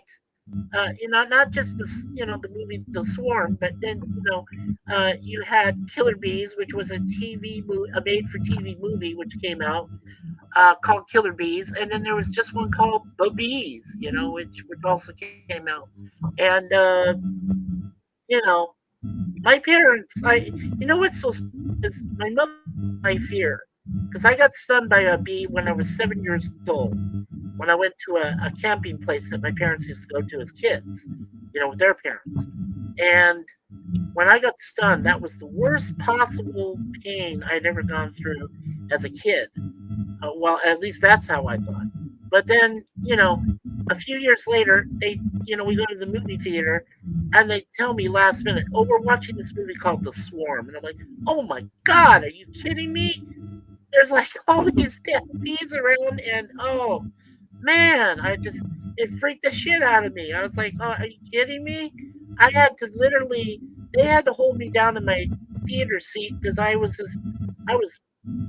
petrified. I was like frozen. I couldn't move around. It was so bad. Yeah, I mean, but I finally watched it in entirety. There's got to be like a technical name for the phobia of bees, right? Like arachnophobia for spiders. Right. For us, it's mesophobia. Is what just one. There's a couple, but mesophobia is the easier one to remember. And then, like I said, Suzanne's fear is global phobia. Is how they pronounce it.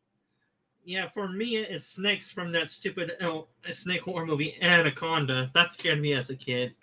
Oh yeah, Anaconda was bad. Oh yeah, Sir Lemon says Mikey, start out slow. Watch the animated B movie. I saw the animated B movie. It has Sylvester Stallone's voice over on it. Yeah, believe me, I've seen that. It's Seinfeld's. Seinfeld is the main character. Yeah, I don't. Okay, and then I think that's probably why why Lemon mentioned it, because, but it's animated, and I don't mind. I don't mind so much, I guess, because it's animated and it can't hurt me. But if you see it in live action, it's totally different. Yeah, you remember the scene from that movie My Girl, where Macaulay Culkin gets swarmed by bees and ends up dying from it? Yes. That was Yeah. fun. My girl. Yeah. That was weird. Yeah. Trusty Ape, are you in your car with the stereo on in the background? Or is there a truck coming by near the gate that has its stereo on? No, not presently. I'm in a tough shed or a shack essentially, but I am right next to the Golden Gate Bridge, so it's like I could walk out onto it right now. Oh, dang, that's So, awesome. so it's the wind in the background then? Yeah, yeah, it's just the wind and the rain's coming down again. So Oh, it's raining again? That's so cool. Yeah, Do you have, I love a nice foggy rainy night when it hits the Golden Gate Bridge and the lights that are on the bridge, and if it hits it just right, it's just it's just beautiful. You have to see it for yourself, Dan. It's just absolutely incredible. yeah, and then Jack the Ripper slowly creeps out of the shadows, Yeah. ready to find his latest victim. Oh my God, Trusty, that is beautiful. Oh, I love that. Yes, it's beautiful. I love it.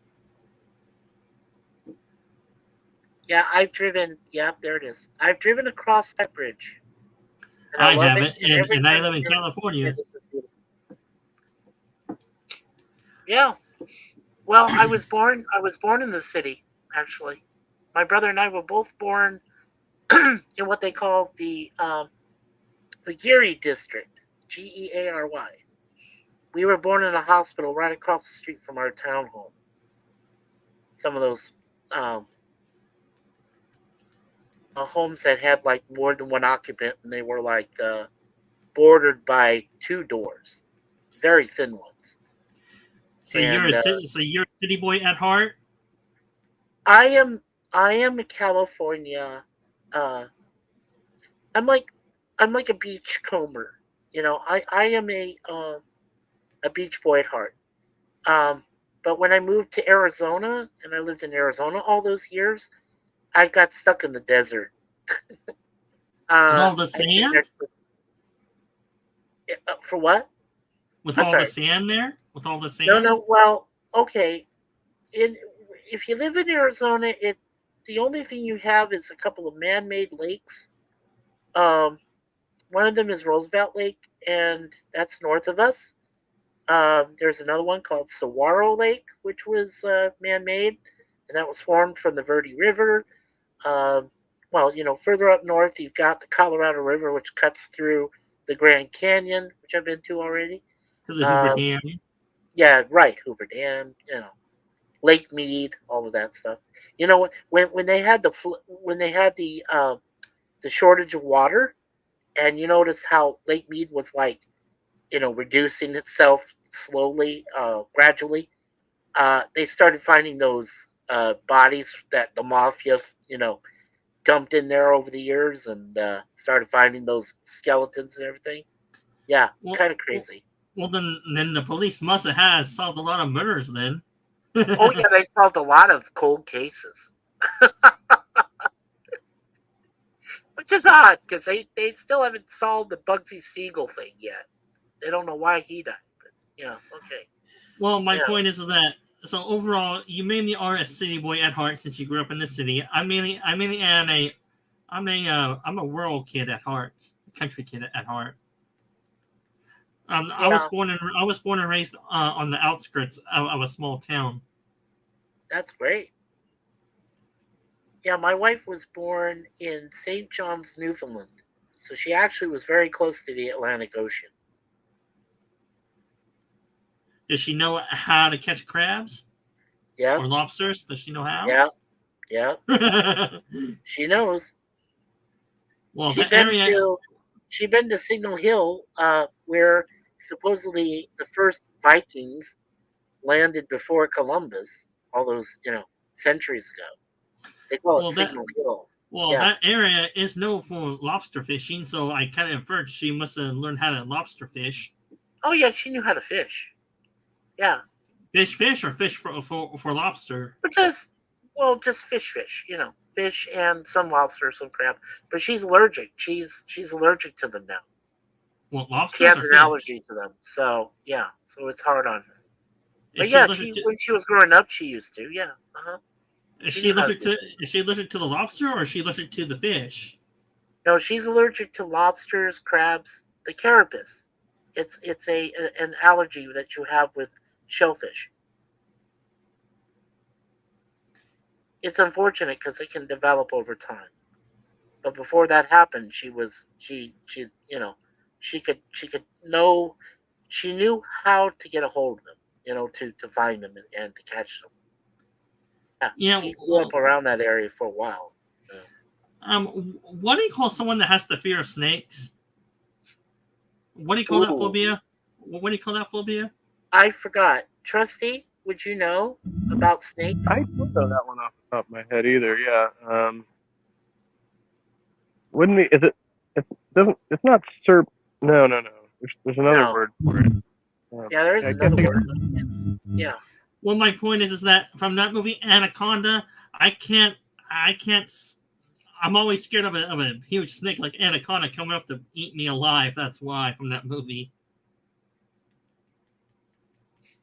Yeah. Yeah. I saw Lemon Pie also said they were fortunate to have not had a wasp or bee sting ever. I got You stung. are extremely. Yeah, Yeah. you're lucky to live in. I mean, I think I've been stung by a bee and a yellow jacket at least once. Well, my wife was recently stung I think it was last year, or no, a couple years ago, to Toronto Zoo, and she got stung. And luckily, we had an EpiPen. That's what you usually use as an EpiPen. And luckily, we had one close by that she could use on her area where she got stung. It was right on her hand. She didn't even know, the thing was there. And then she just put her hand down and got stung. I was so freaking out. I didn't know what was going on. And then she got stung. I was like, wow. Yeah. No, when it happened to me, I was in an area of Northern California called Blue Lakes, and the resort was called the Trianon, and it's about 20 miles north of a town called Ukiah, California. And I was, like I said, I was 7 years old at the time, and I was in the lake, and I just put my hand down uh, when I was coming out. I was swimming, so when I was coming out of the lake and put my hand down, there just happened to be a bee nearby, and it stung me right on my hand, and I freaked. And my mother, luckily, she knew what to do, put something on it like a salve, and but I was still in pain. I was in pain for the rest of the trip before I went home. So, you know, that was crazy. Yeah, Yeah, I'll never I was forget a it. bees for years, and then I worked with a professional beekeeper who taught me how to work around them, and I've never been stung since. But it's kind of tricky. I mean, and they really do sense your fear if you are afraid of them, like most animals, and they react to that. And Lemon Pie also said I've had snakes try to bite me but miss me. I had a ball python for several years, and she tried to bite me one time, and I grabbed her by the neck and I established dominance. Um, and she never tried to bite me again after that. But yeah, that was a pretty scary experience as well. Well, I Did you think, did you have yeah, did you have pet did you have yeah. I'm pet sorry. mice Go to ahead, feed her? Dan. Did you have pet mice to feed her? Yeah, I did, yeah. It was my mistake in handling her at the time. But yeah, she struck out at me pretty quickly. I wasn't expecting it. It did scare the hell out of me.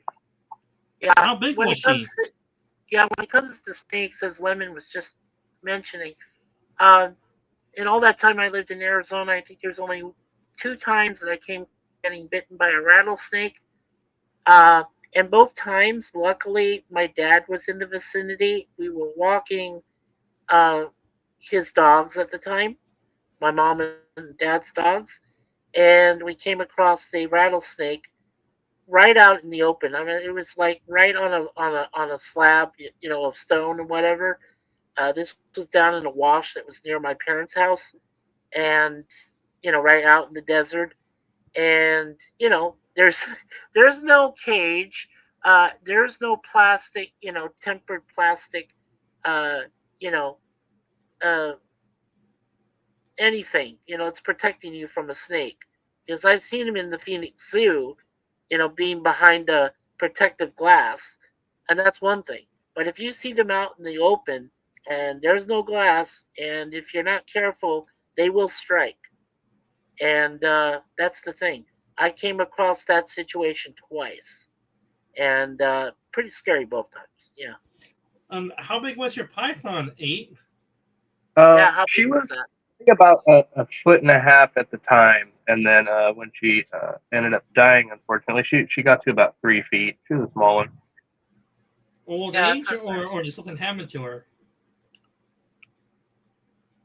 I left her with a friend of mine. I think he fed her the wrong size rat, but I'm not really certain. I wasn't there when it happened, so yeah, kind of kind of happened suddenly, and it was pretty sad. I got close to her. She would crawl around in my arms while I was playing guitar. She loved the vibrations of the guitar. Yeah, she was a good snake. So She was a basically she choked to death. right, exactly. Yeah. One of my neighbors had a boa constrictor, and I literally watched my neighbor friend feed a hamster to a boa constrictor. That was incredibly uh, Disturbing. very disturbing. Yes, live. Well, I guinea mean, a pigs are live cute too. That's hamster. why. Yeah, yeah. Well, that's the only way that most snakes that size, and I mean, it was a pretty good size boa. I'd have to say probably about a 15, yeah, about a 15-footer. And I mean, it was pretty good size. And I mean, that's how they prefer their meals. Obviously, is breathing and moving, and you're watching a hamster go right inside this thing's gullet, and I just, oh man, I almost fainted because I thought it was so disturbing, just very just bad. Yeah. Yeah, and the sad thing is, you may not like it, but that's nature too. Oh, of course. Oh, and I'm not going to argue because I know that's nature's processes, but still, you don't have to like it. you know, you're curious, and then when you see it, you're like, yep, okay, that's nature, but yeah. So Yeah, the larger the food source, the more like real it becomes because then you get into like more large brained animals, and it's mice and rats. You just kind of honk them on the head, and it's not quite as traumatic. But yeah, once they're up to eating chickens and stuff like that, you're kind of like, yeah, whoa. yeah, of course. And I wanted to tell Lemon that, well, Lemon, if you go down to Arizona now, maybe you said you haven't been stung yet. Well, you haven't met the Africanized killer bees that took over the state not years ago. And Are those huge ones? the Brazilian ones, yeah, that came up from Brazil. They were a cross, yeah, they were crossbred between the Brazilian honeybee and French bees that they were like well, it was just two different. It was French and Brazilian that came together, two different breeds of bees, like a honeybee, and they became aggressive. And when they took over Arizona, one of the worst things that happened there, which was about a few years ago, was an old gentleman, a senior citizen. He was walking his um, little dog. Uh, Probably a Pekingese. It was a very small dog. But anyway, he's walking along the sidewalk there, and there is a bee hive, a nest that's up in the trees. Well, they have palm trees in Arizona. There's a bunch of them. But this was one of those that was, like an orchard kind of tree.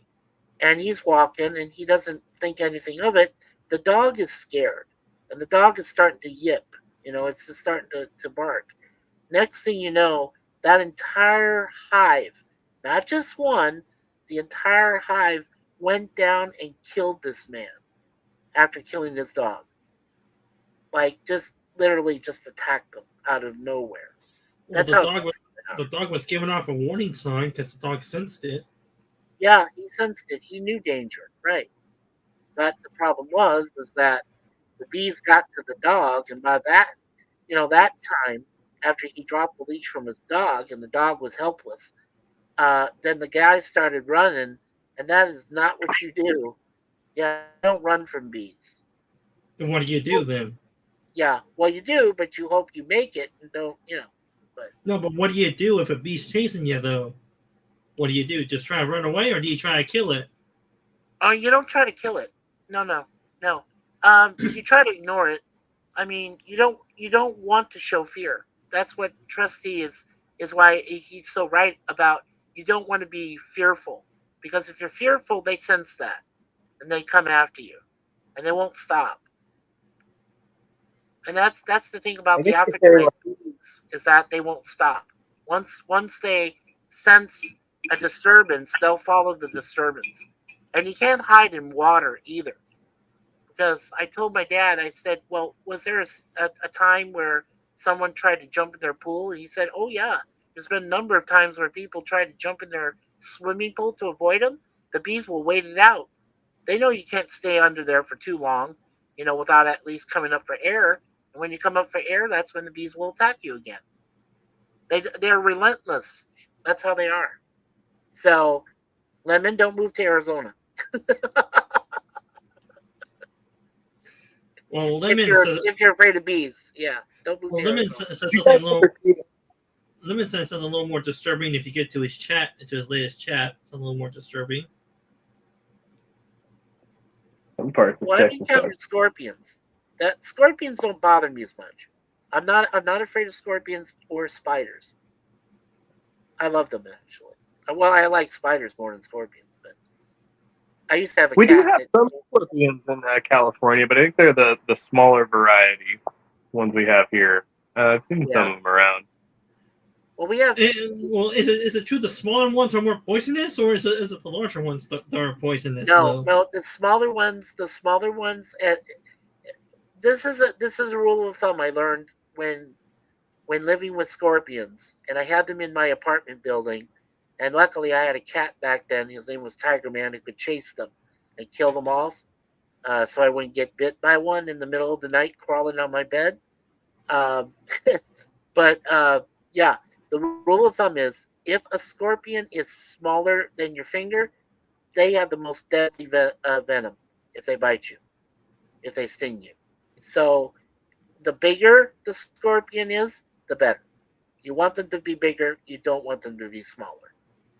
And a Well, they'll be baby Is more won't that like sting. scary. the They'll be where more they scary. can't the venom they put out? Like they think baby rattlesnakes are more dangerous for that reason, just because they don't have any type of regulation on how much venom they inject into you. That's true. Yes. So yeah, the same could apply to snakes too. Yes, that's true. So, Tristy, so Because you're in the same state I am, California. I'm sorry, wait, what? You're in the same state as I am, California. Oh yeah, yeah. Ah, yes, the West Coast hellhole. We love to hate it, and we hate to love it.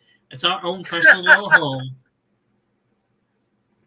It's funny because I was talking to a friend of mine earlier, and I was telling him that I had to move out of my place uh, because of reasons, and he was talking about the cost of living and stuff like that. And I'm like, well, ironically, I'm actually moving into a much nicer place and paying much less for rent, but I've just kind of been forced into this position. But yeah, like actually, I've been seeing a lot of improvement lately. But I mean, it's difficult to live out here. You have to know somebody or be in tech, which I'm not. So Yeah, yeah, the only the only way to survive is move in with relatives, or have roommates that are willing to share the load of the payment. It seems now in California. how many roomies? Well, let me ask you guys. Well, I know where Trusty is, but I mean, what part of California are you in, Dan? I'm in the Central Valley area. Okay, so you're like Fresno. No, further up. Oh, okay. Sacramento, Not that far. Bakersfield. Modesto, and around that area. Modesto. Okay, Modesto. Okay, you're like Modesto, Vallejo, all of that area. Or series, yes. Yeah. Okay. Okay. So, um, to live in the valley like that, um, you would probably need to have what, at least three, maybe four roomies to share the load, the brunt of the rent, right? Yes. But I am lucky. I mean, you may call me a baby, but I still live with my parents though, and I do pay my mom rent every week. That's not a problem. You're not a baby. No. If your parents are willing to help out that way and they just allow you to pay a little bit of that toward the rent and to stay there, no, that's not a problem. I don't see that as a bad thing. It's actually a good thing. Still being able to stay in your house, you know. Yeah. Plus, my parents have additional income to pay for the house payment and all that. So that's good. Yeah, that's good in a way. Lemon, I know you live in Texas. Yeah, and he says they have the killer bees in Texas too. Yes, that's true, actually. Um, yeah, they have the Africanized ones there too. But Lemon, did you say that you in was it in Central Texas or are you anywhere close to where Jeff Franklin is? You know, like Professor Brainy Specs. You know, does Jet Nerdy?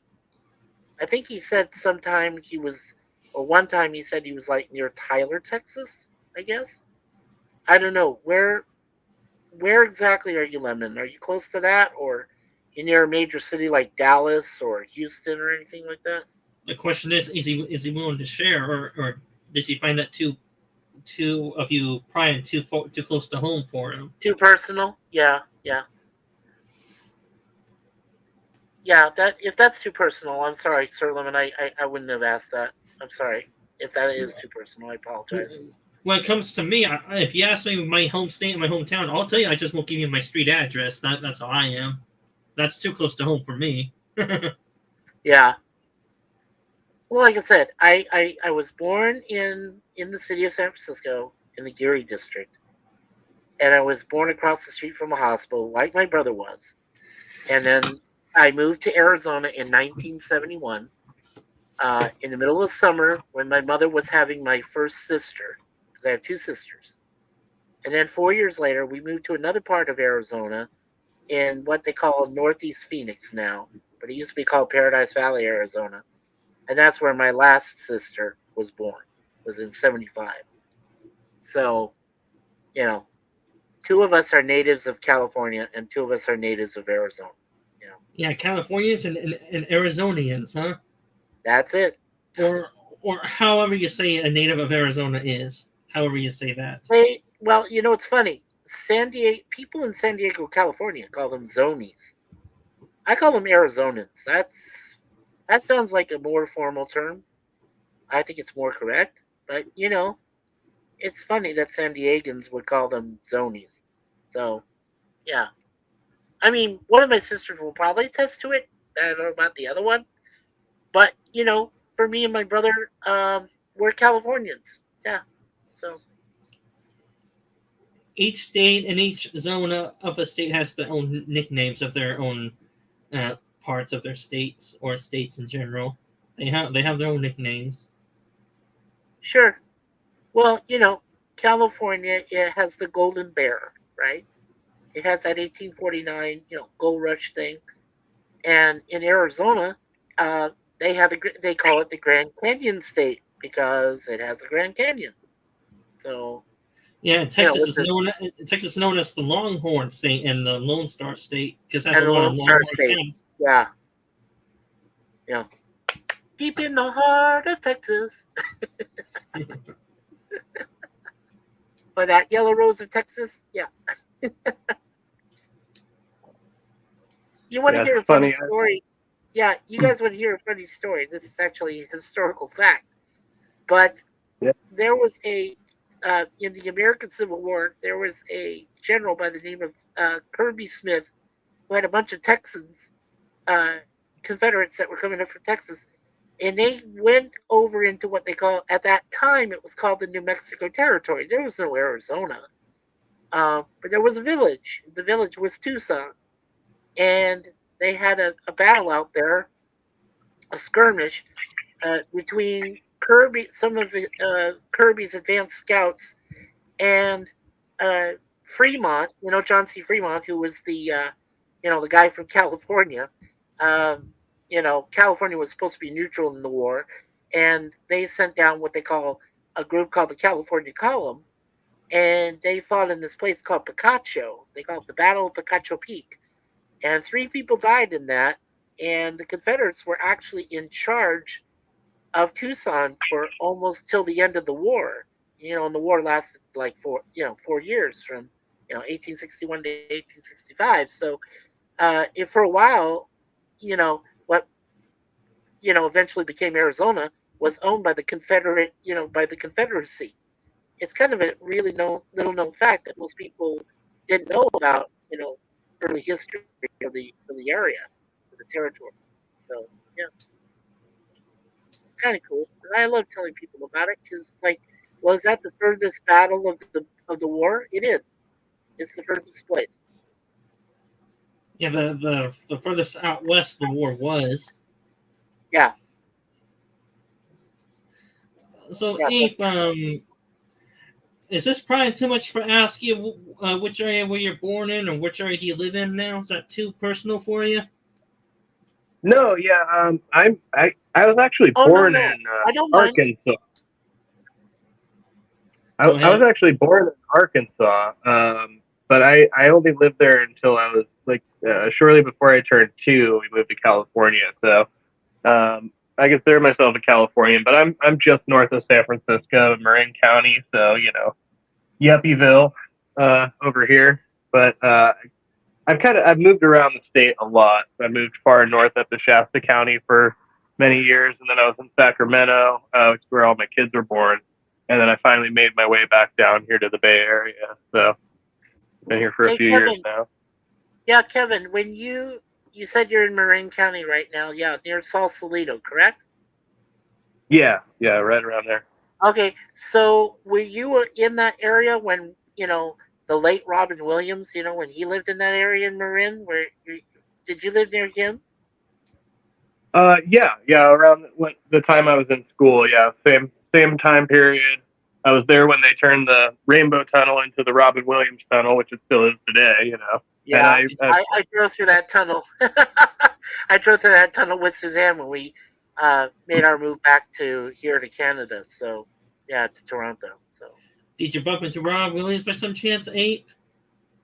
did we No, bump I into never him? took the opportunity. We bumped into Eddie Murphy one time. He had a vacation house out here. They shut down the local grocery store so that he could go pick up a few items, and it was a big ordeal. Like they blocked off the whole street. So yeah, I do remember Yeah, that. So, that's cool. Oh, and uh, yeah, Trusty, welcome, sir. Kevin, welcome, Darlene McGee, Darlene McGee. Yeah, to the chat. Hi, Hello, Darlene. and I'm Sci-Fi Sedan, a new panel member here. Hi.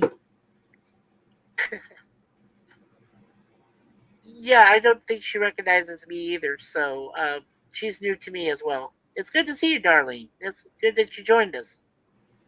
Yeah, some selfless promotion here. And why not try sub to our channels too?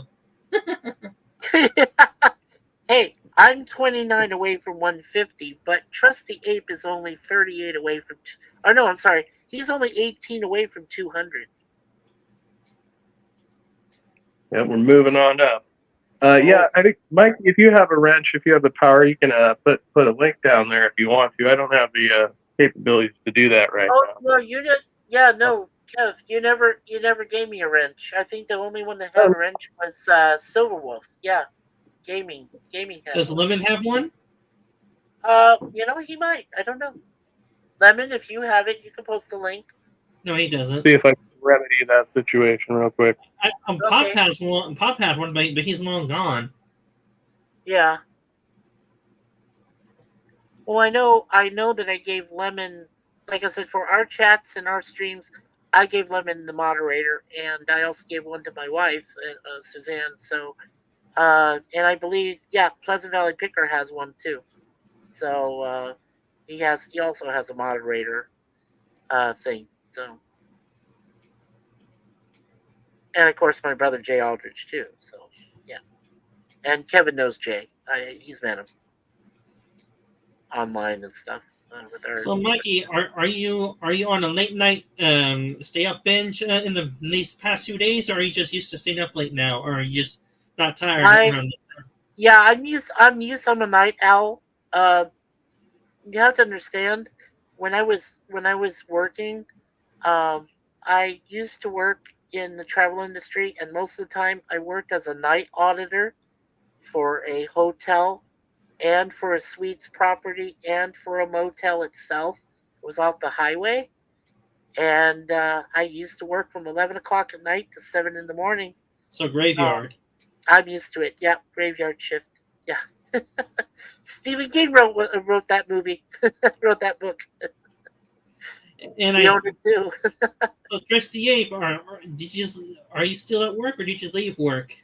Did you leave work, Kev? No, no, I'm still here. I'll be here all night. So Oh you're on wow. graveyard shift as well, then? Yeah, Yep. he's a night man. Yeah. Yeah, for me, I just switched to this. I always said I wouldn't work this shift, and then they offered it to me recently, and I said, you know what, I'm gonna go for that because I've been doing a lot of changes in life, so this is just kind of going along with my program right now. yeah, Well, for me, as long as it works for you, yeah, Kev, it's not bad. yeah, for me, I prefer the the swing shift at night because I'm used to being a midnight owl, but not too damn late. Oh, thank you, Lemon Pie. Lemon Pie actually posted my channel there, so yes, Monkey's channel. Thank you, Lemon. Appreciate that, Sir Lemon. Yeah, thank you. Thank you, Um, Lemon. yeah, thank you, Lemon. And then he's got yep, Sif Dan's channel. Yeah, I've got him subscribed as well. And of course Yeah, I Kevin. put I Jesse. move out wrenches all around here, so. It's definitely all around, that's for sure. Uh, yeah, I'm used to overnight shift. Um, I'm also early retired. I was able to retire back in 2017. Uh, September 8th of this year will mark my 7th year that I've been retired. I went into early retirement. My dad actually had a heart attack at the age of 60, and he was forced into retirement at 60. Well, I beat him by 8 years and retired when I turned 50 years of age. And, like I said, this year I turned 59. So, yeah, that was by my personal choice, to get out when the getting was good. I did. And, well, Suzanne had to retire for physical and reasons. She got ill, and so she had to retire early too in her life. So we're both Just happily retired. We raised just two hope cats. just hope you get a good pension to support yourselves. Yeah. Well, I pinch myself every day, realizing how lucky I am to, not have to answer to a time clock or anything.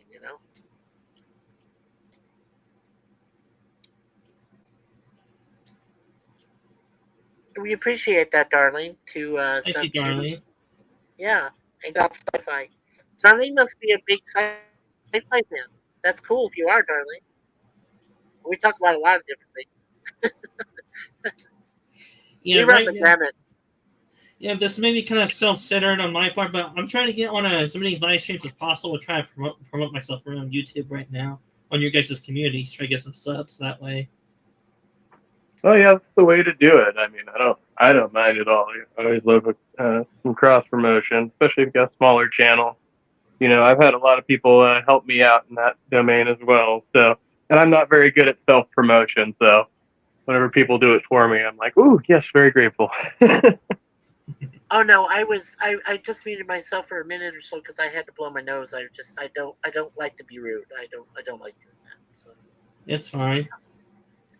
sometimes I can help it if I'm coughing. I can't help that, but you know, but yeah, blowing my nose, I can control myself. No big deal.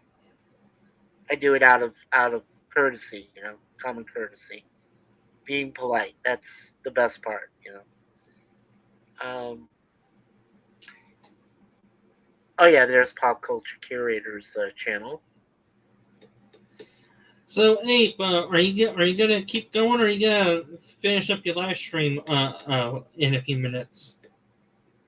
Yeah, I'll probably kick it here soon. I want to, bust up the conversation, but yeah, I didn't really have anything planned for tonight. Just kind of, we'll hang out, which we've been doing. It's been cool.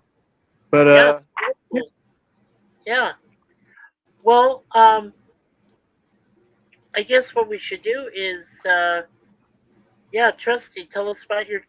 I know it's very cool. You've got a lot of different content.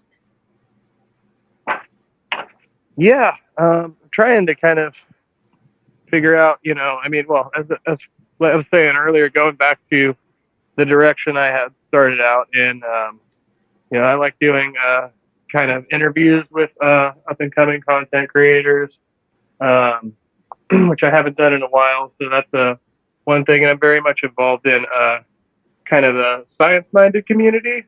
So I like to talk to people who are knowledgeable about biology and stuff like that. So that's kind of where I'm headed with it. Also, I've been wanting to host debates for a while, so that's probably a direction I'll be going pretty soon here. As well as doing content with Silverwolf, doing the Ghost Pack. Usually, Yeah, I check end that up out. on both. Yeah, and I should check that out. I feel really bad, Kevin, that I haven't been able to come check that Ghost Pack channel with you guys. But yeah, I am sub to it. I'm sub to that and this one, of course. So yeah, I should check that out sometime. And I will. Actually, I'll have more time because, well, before I promote what I'm doing in the future, sit down. Go ahead and tell us about your channel then. Let us know what you're up to. Well, my main area of expertise is sci-fi. I I'm for live streams. I do try to interact with my chat on subjects I'm familiar with, Stargate and SG-1, Atlantis, Stargate Universe, the Star Trek movies, and maybe Star Trek TV shows. I haven't really gone um, down into the Star Trek TV shows. I mean, DS9, the latter half of DS9 and Voyager are my favorite Star Trek shows. People may disagree with me on that. I'm a Battlestar Galactica fan, 2003 version. And Farscape, I'm a fan of. And then Transformers, depending on which era you're talking about.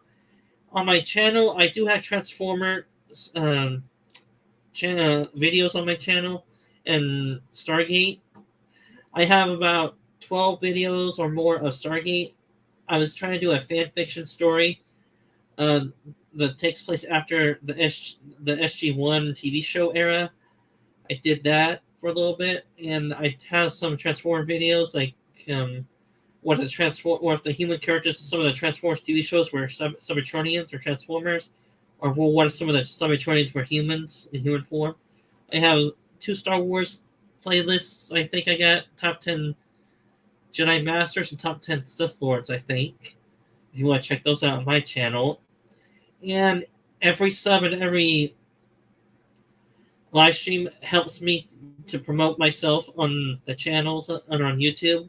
I'm hoping to expand my channel enough where I can do this for a hobby and somewhat live off of, instead of having a cog job type of a 9 to 5 that's always boring, monotonous, and just a grind really to get through, which is just life really.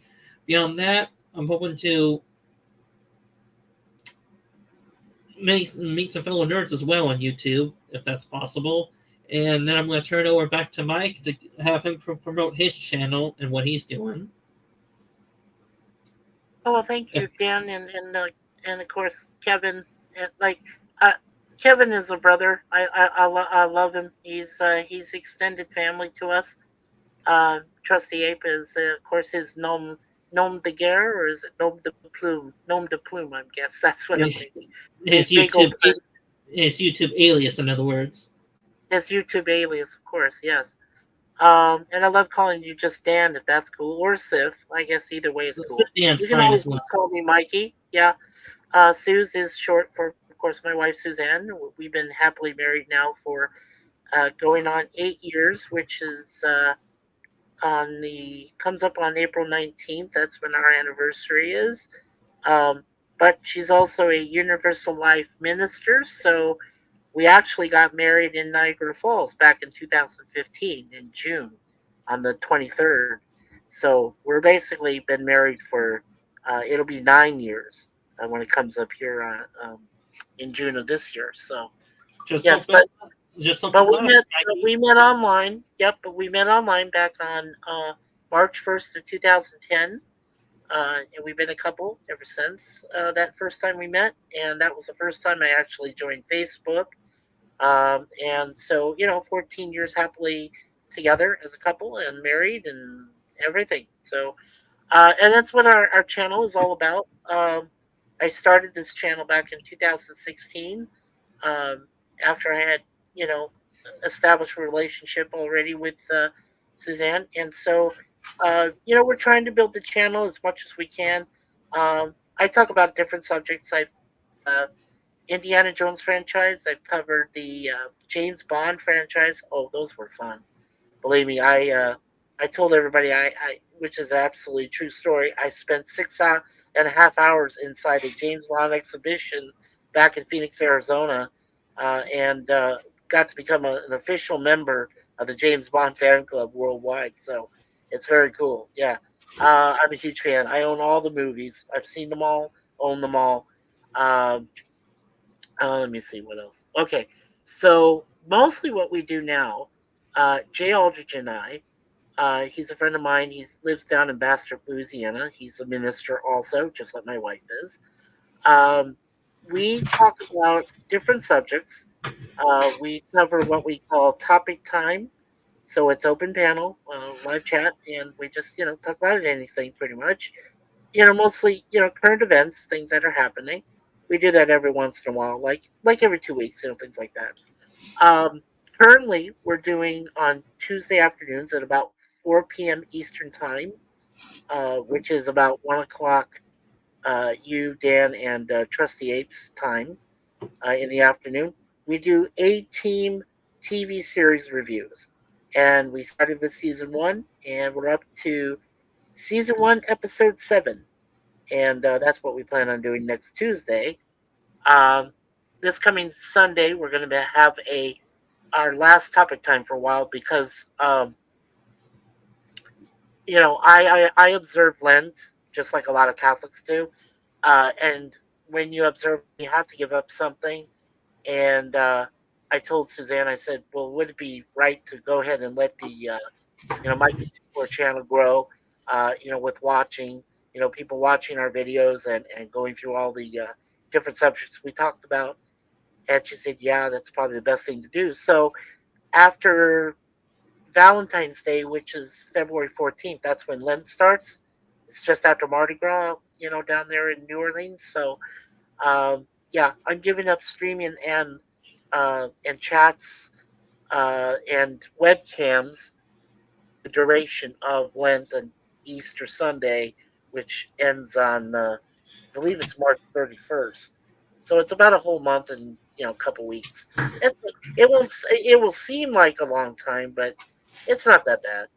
I mean, I'll still appear, periodically I'll appear and lurk, in chats and things, but I just, I won't come on board, for panels and things because it's just, that's a part of that commitment, the, you know, obligation. So, but until that happens, like I said, we'll do something on this coming Sunday and then the Tuesday review. And then on Saturday night, Jay and I are going to be giving our picks for the who's going to win the Super Bowl. So that's going to be 6:30 p.m. Eastern on Saturday, the February 10th, and about 24 hours before the actual game. So, yeah, any of those three events, guys, want to come on by and offer your suggestions or comments or ideas, let us know. If you do your streams, just about anything.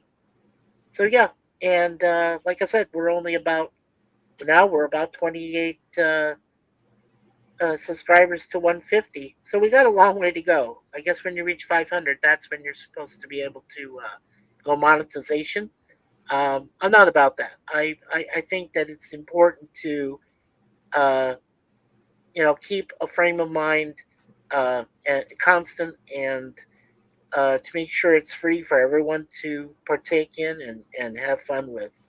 And I'm not about super chats. I won't be about that when it comes around that time. But like I said, being said, I hope you guys check out my channel sometime. Mikey and Abe, I have heard of that term monetized. Just what exactly does that mean if I were to reach 500 subscribers? What does that mean exactly?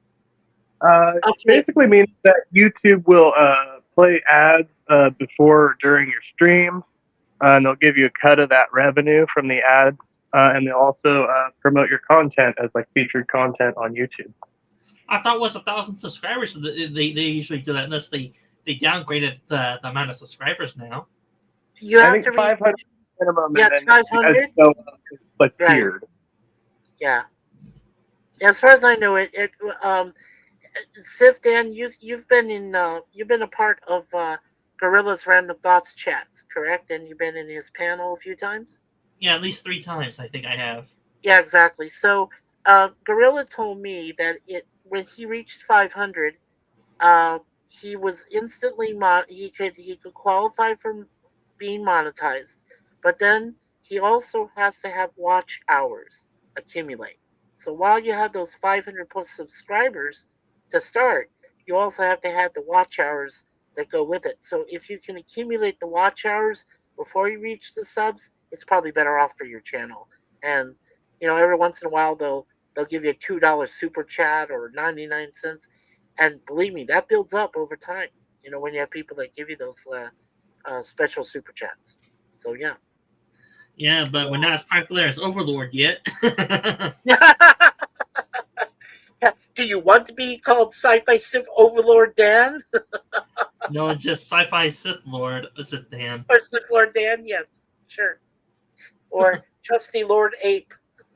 Or Trusty Ape Lord. Yeah. Well, or whatever nickname his favorite franchise is for him to put a little suffix in front of his name. Right. Well, I had a previous YouTube channel before this, and I called it Warlord Fade, which was spelled F-U-Y-D. That came from Fade Ralpha, who was in the book, by Frank Herbert, Dune, and the movie. There's actually like 3 versions of that, and Sting, the musician Sting, the lead singer of the Police, and then went solo. He was Fade Ralpha, and he was so good in it. I loved him for that role, and he's my favorite singer. So this year, in March, they're coming up with Dune Part 2, and Denis Villeneuve is doing the directing for that movie. Looks really good. I've seen the trailers for it. Looks awesome. So I look forward to that. Is there a way to look for watch hour? Is it watch hours of YouTubers watching you on live streams, or is it YouTubers watching you on your channel to get the watch hours? It's like accumulation of both. McGee. Your YouTube studio, and then there's there's your average watch hours. It'll show you per video, and then there's total watch hours as well. Because I'm trying to figure it out right now. Because I've been on YouTube for about 6 years now. Yeah. Well, I think Darlene McGee and both Lemon described it. She said, I think it's 500 subscribers. This is terrible. I gotta use my reading glasses. She says, I think it's 500 subscribers and still 4,000 watch hours. Lemon says, my understanding is 500 subs plus certain amount of view hours, and then you apply for it. And Darlene says it's when people are watching your stream or your videos. Yeah, I just read the last 3 things there. Is it monthly or is it in total as well? Is it in total, Darlene? Yeah, I don't know. I don't understand. No, you know what? I believe it's overtime. Yeah, I do Yeah, remember that. Gorilla told me it's overtime. Yeah, it's overtime frame. So yeah. Because right now I'm on my YouTube studio right now. I'm trying to figure it out. I got a summary here that says last 28 days. I got 25 watch hours in the last 28 days. yeah, and So it there's does say another section. There's like there's the monthly rundown, and then there's yearly, and then there's all time for your channel. exactly. And Darlene does say you got to keep up the 4,000 watch hours. It says here you got to keep that up per month. So that's a lot. I mean, that's a lot of people watching your chat and live streams and over time. And then if they go back to rewatch, yeah. So you want to promote that too. You want to encourage them to rewatch some of your videos. But as I said, I mean, I'm not even close to 150 subs yet. I got a long way to go. And Well, still, it may come faster than you know, Mikey. So you might as well try figuring it out now. I am figuring out. Don't worry, I am. I mean, I'm still newer at this than you are, and I'm trying to figure it out right now. Well, I only started doing these streams last year, like around this time actually. So it's been almost a full year. Yeah, when I really just started doing streams. You know, Pop's no longer here right now, but Pop Culture was one of the few guys that did get me started doing streams, and there was a guy that passed away last October. Uh, I think Trusty remembers him too. His name was Cardinal Sin. His real name was Gil Bavel. His brother Ari, spelled Ari, attended his streams, and he was one of those guys that was like, he was a pillar of the community. He was so awesome, such a great guy. Um, excuse me. He was also a musician at heart. He played in bands and stuff, and he was one of those very few men that was very accepting of every single person that came to his streams, to his chats and things. And he was one of those gentlemen that said, "Hey, Mikey, you should just go and start your own stream and do it, and just do it." And I was very encouraged. And of course, my number one fan is my wife, of course, Suzanne, beautiful and intelligent and very very supportive. So yeah, with her help and those couple of those other gentlemen, I got started in streams. So yeah. Yeah, I started this stream gig. I decided to test it out about 2 weeks ago. Now I'm on it constantly, roughly. Yeah, it almost seems like like I said, I'm a little wary of wanting to put myself on hiatus for a little while, but I've done it before. Last year was pretty bad because we lost a lot of people uh, that were close to us, friends that were close to my wife, a few people, including one of our extended family members that passed away. Last year in 2023 was very, very bad. Between the two of us, we lost 17 people, and it was tough. And I don't know if you want to be doing streams and webcams when you've lost so many people and you've already attended, a couple of their wakes, or funerals. It's very tough. So yeah, Well, I just checked my history on my YouTube channel. I started live stream actually about 3 weeks ago. yeah. I just hope I'm able to keep it up and do more content on my channel to get more Well, subscribers because and more interests. right. Well, because you seem like a very intellectual gentleman. Because I know I sense it that you and Trusty, of course, I know I've known Trusty for a little while longer, but both are very intelligent, and you have very fascinating subjects that you like to talk about. And there are alike people out there that believe in your content, and they'd like to share it with you as well, and listen to you.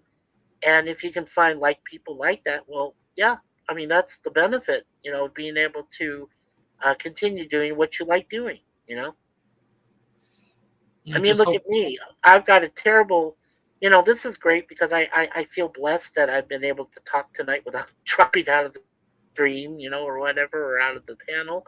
And that Well, doesn't so happen very far, yeah. often, Well, so right? far. Sure, right. But like I said, my situation won't change because I have Wi-Fi that's attached to the building, but this building's very old, and we run it off a satellite. But it's not just about that. I mean, we live on a limited budget, Suzanne and I. So we have decent PCs, but they're pretty old. But they do have advanced Wi-Fi on them, so that's nice. And we pay very much for the Wi-Fi itself. It's just that places like StreamYard and Restream, and I use Restream now, they are so set against Wi-Fi.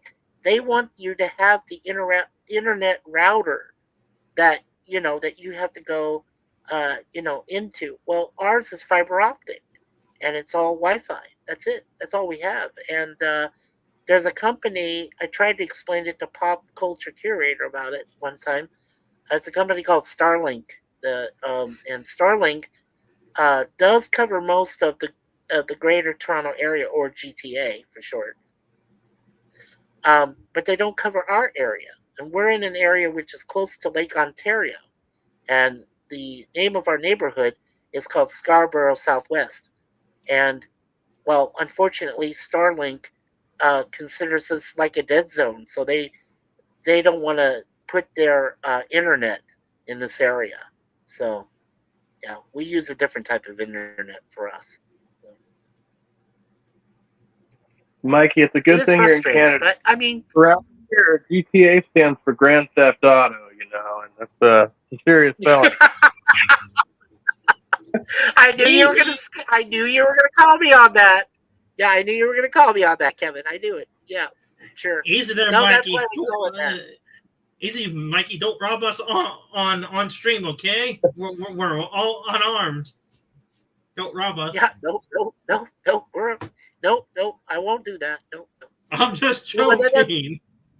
yeah. No, but that's like I said. That's why they call it. Everybody says, well, Greater Toronto Area. Well, that includes a lot of different neighborhoods. Scarborough Southwest is just one of them. There's an area called Danforth. There's an area called North York. There's a York area. There's like Mississauga, which is actually where their airport is. They don't have an airport in Toronto proper, in downtown. It's in a neighborhood called Mississauga, which is like 30 minutes drive time away from downtown, and it's outside of town. Yeah. Darlene's laughing. Yeah, it's hilarious. But I tell people you can't fly right into the city. You can only fly outside, and that's where, the international airport is.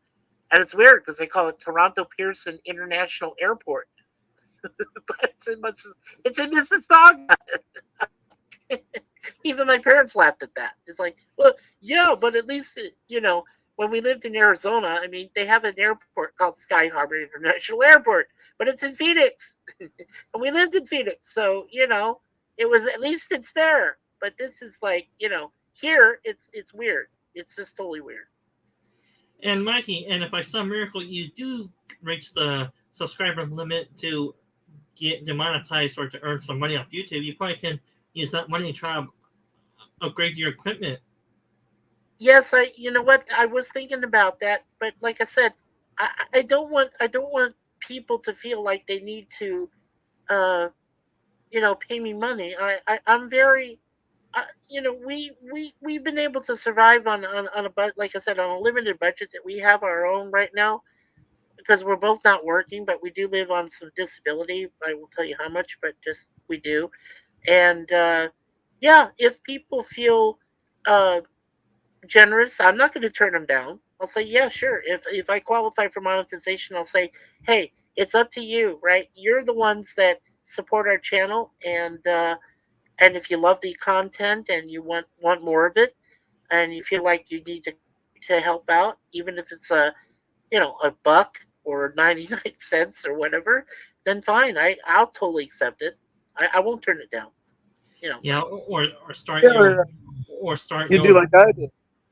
Just open up a PayPal and a Cash App account. I've had my subscribers donate that way independently.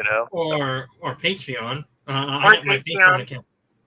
I think that if I believe that when and if I do it, I would do it through Patreon, because Patreon seems to be, for most channels that I encounter, it's their payment of choice, and it's done discreetly, and yeah, and all you have to do is mention it, and most people go, "Oh yeah, no problem, we can pay it through Patreon, no big deal." Yeah, Yeah, and I've got a lot of people I know through that. when it comes to my Patreon account, I got it pretty much set up. I got about, I'm gonna say, 10 tiers for people to choose from if they go to my Patreon account for different amounts of money Sure. if you want to donate. And if you ever heard of Stark of Iron, I got one big Tony. donation from him last month. Yeah, Tony is so hilarious. Oh my freaking god, he's insane. And I he need sing- laser beams where attached. and he sings so good where you think it's Frank Sinatra. It's so good way. We're terrible singers, Get a huh? strike for. I hope I don't get a copyright strike for Kevin here. No, don't hurt Kevin. No. I'm trying to warn the YouTube overlords about being nice to my friends here, my new brothers. Is that a cat or is that a raccoon, ape? That's a raccoon. The raccoon, he has no problem with me either. That is Here, just awesome. Yeah, buddy. Wow.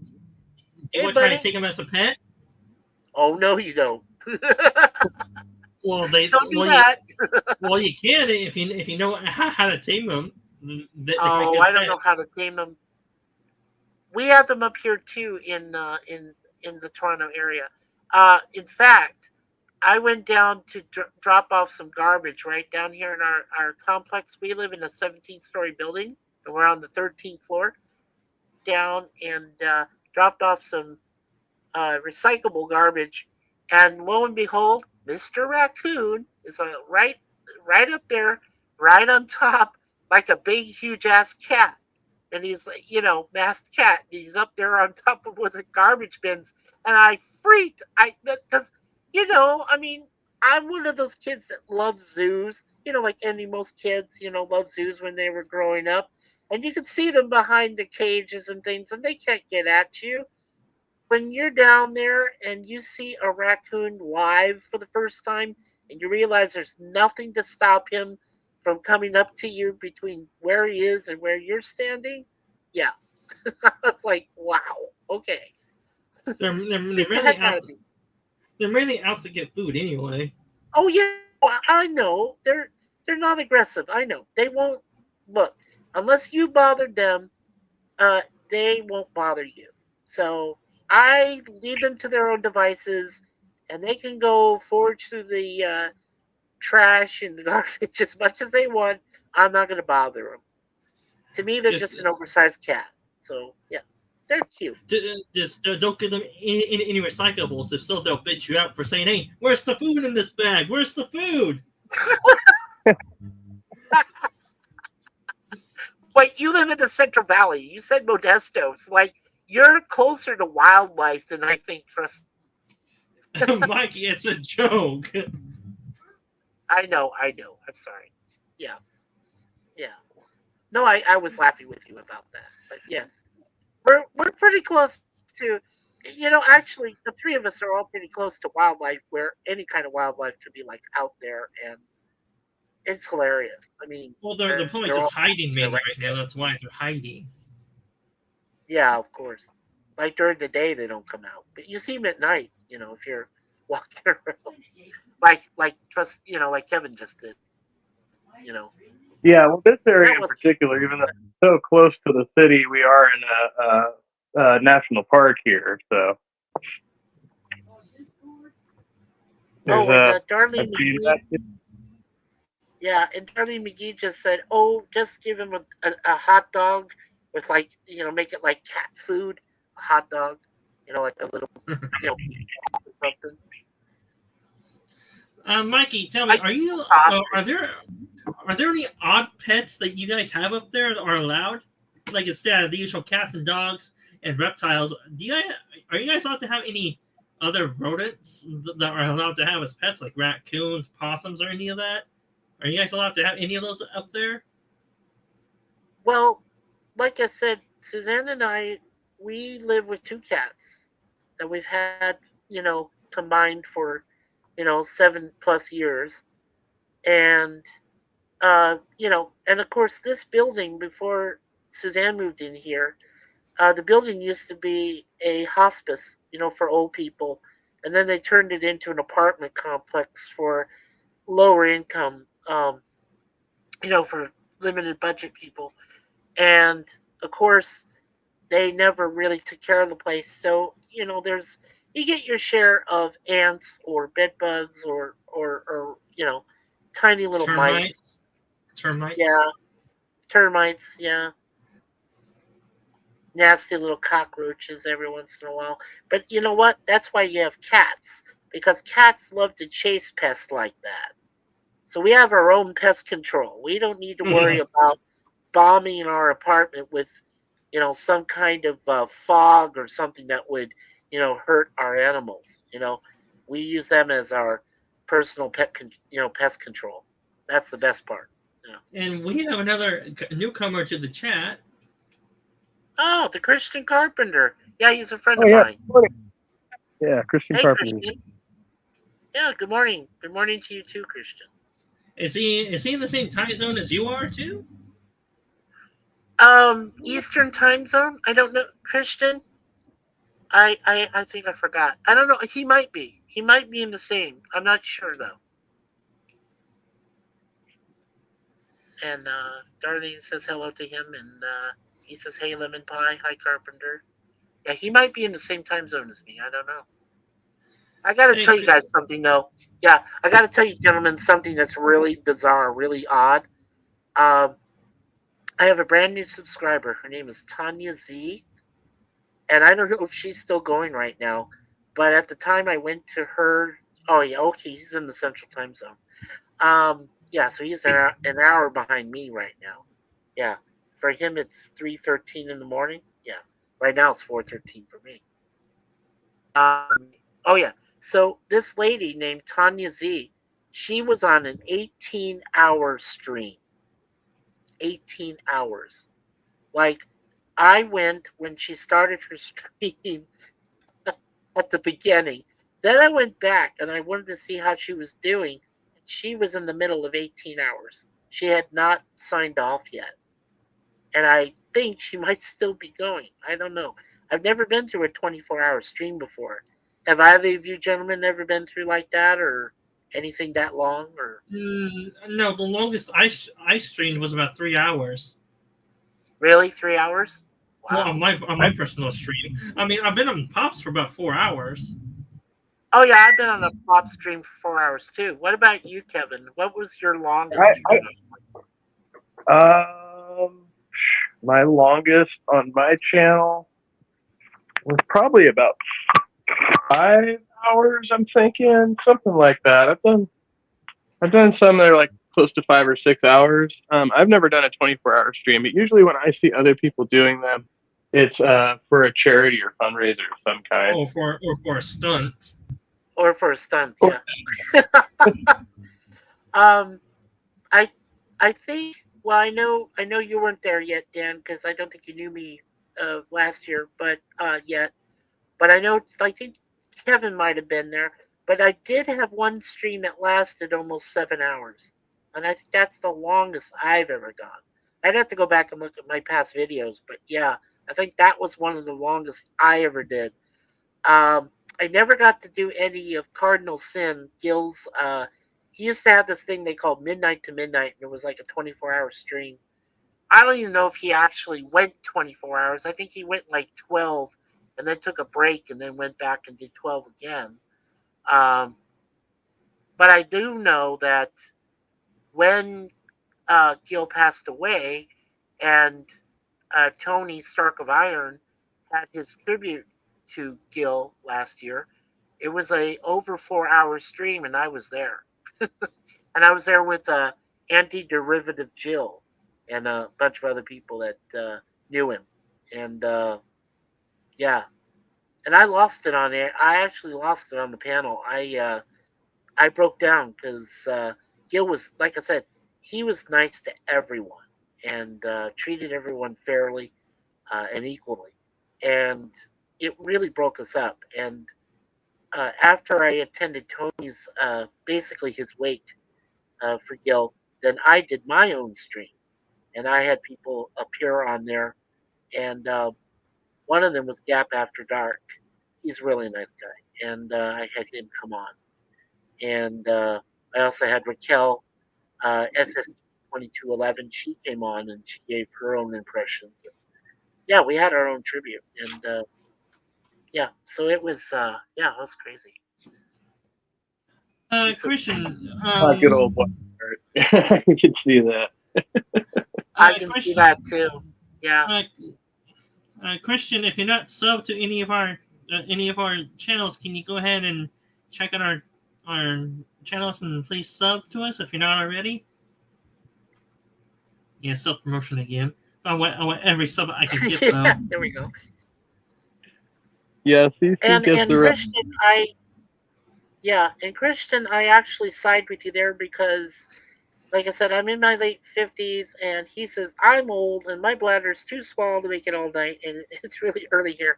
Yes, and I am the same way like you, Christian. And there are times where I will wake up like 3 or 4 times during the night when duty calls, when nature calls and you have to go, and you don't want to sleep in bed and all of a sudden lose it. It's, yeah.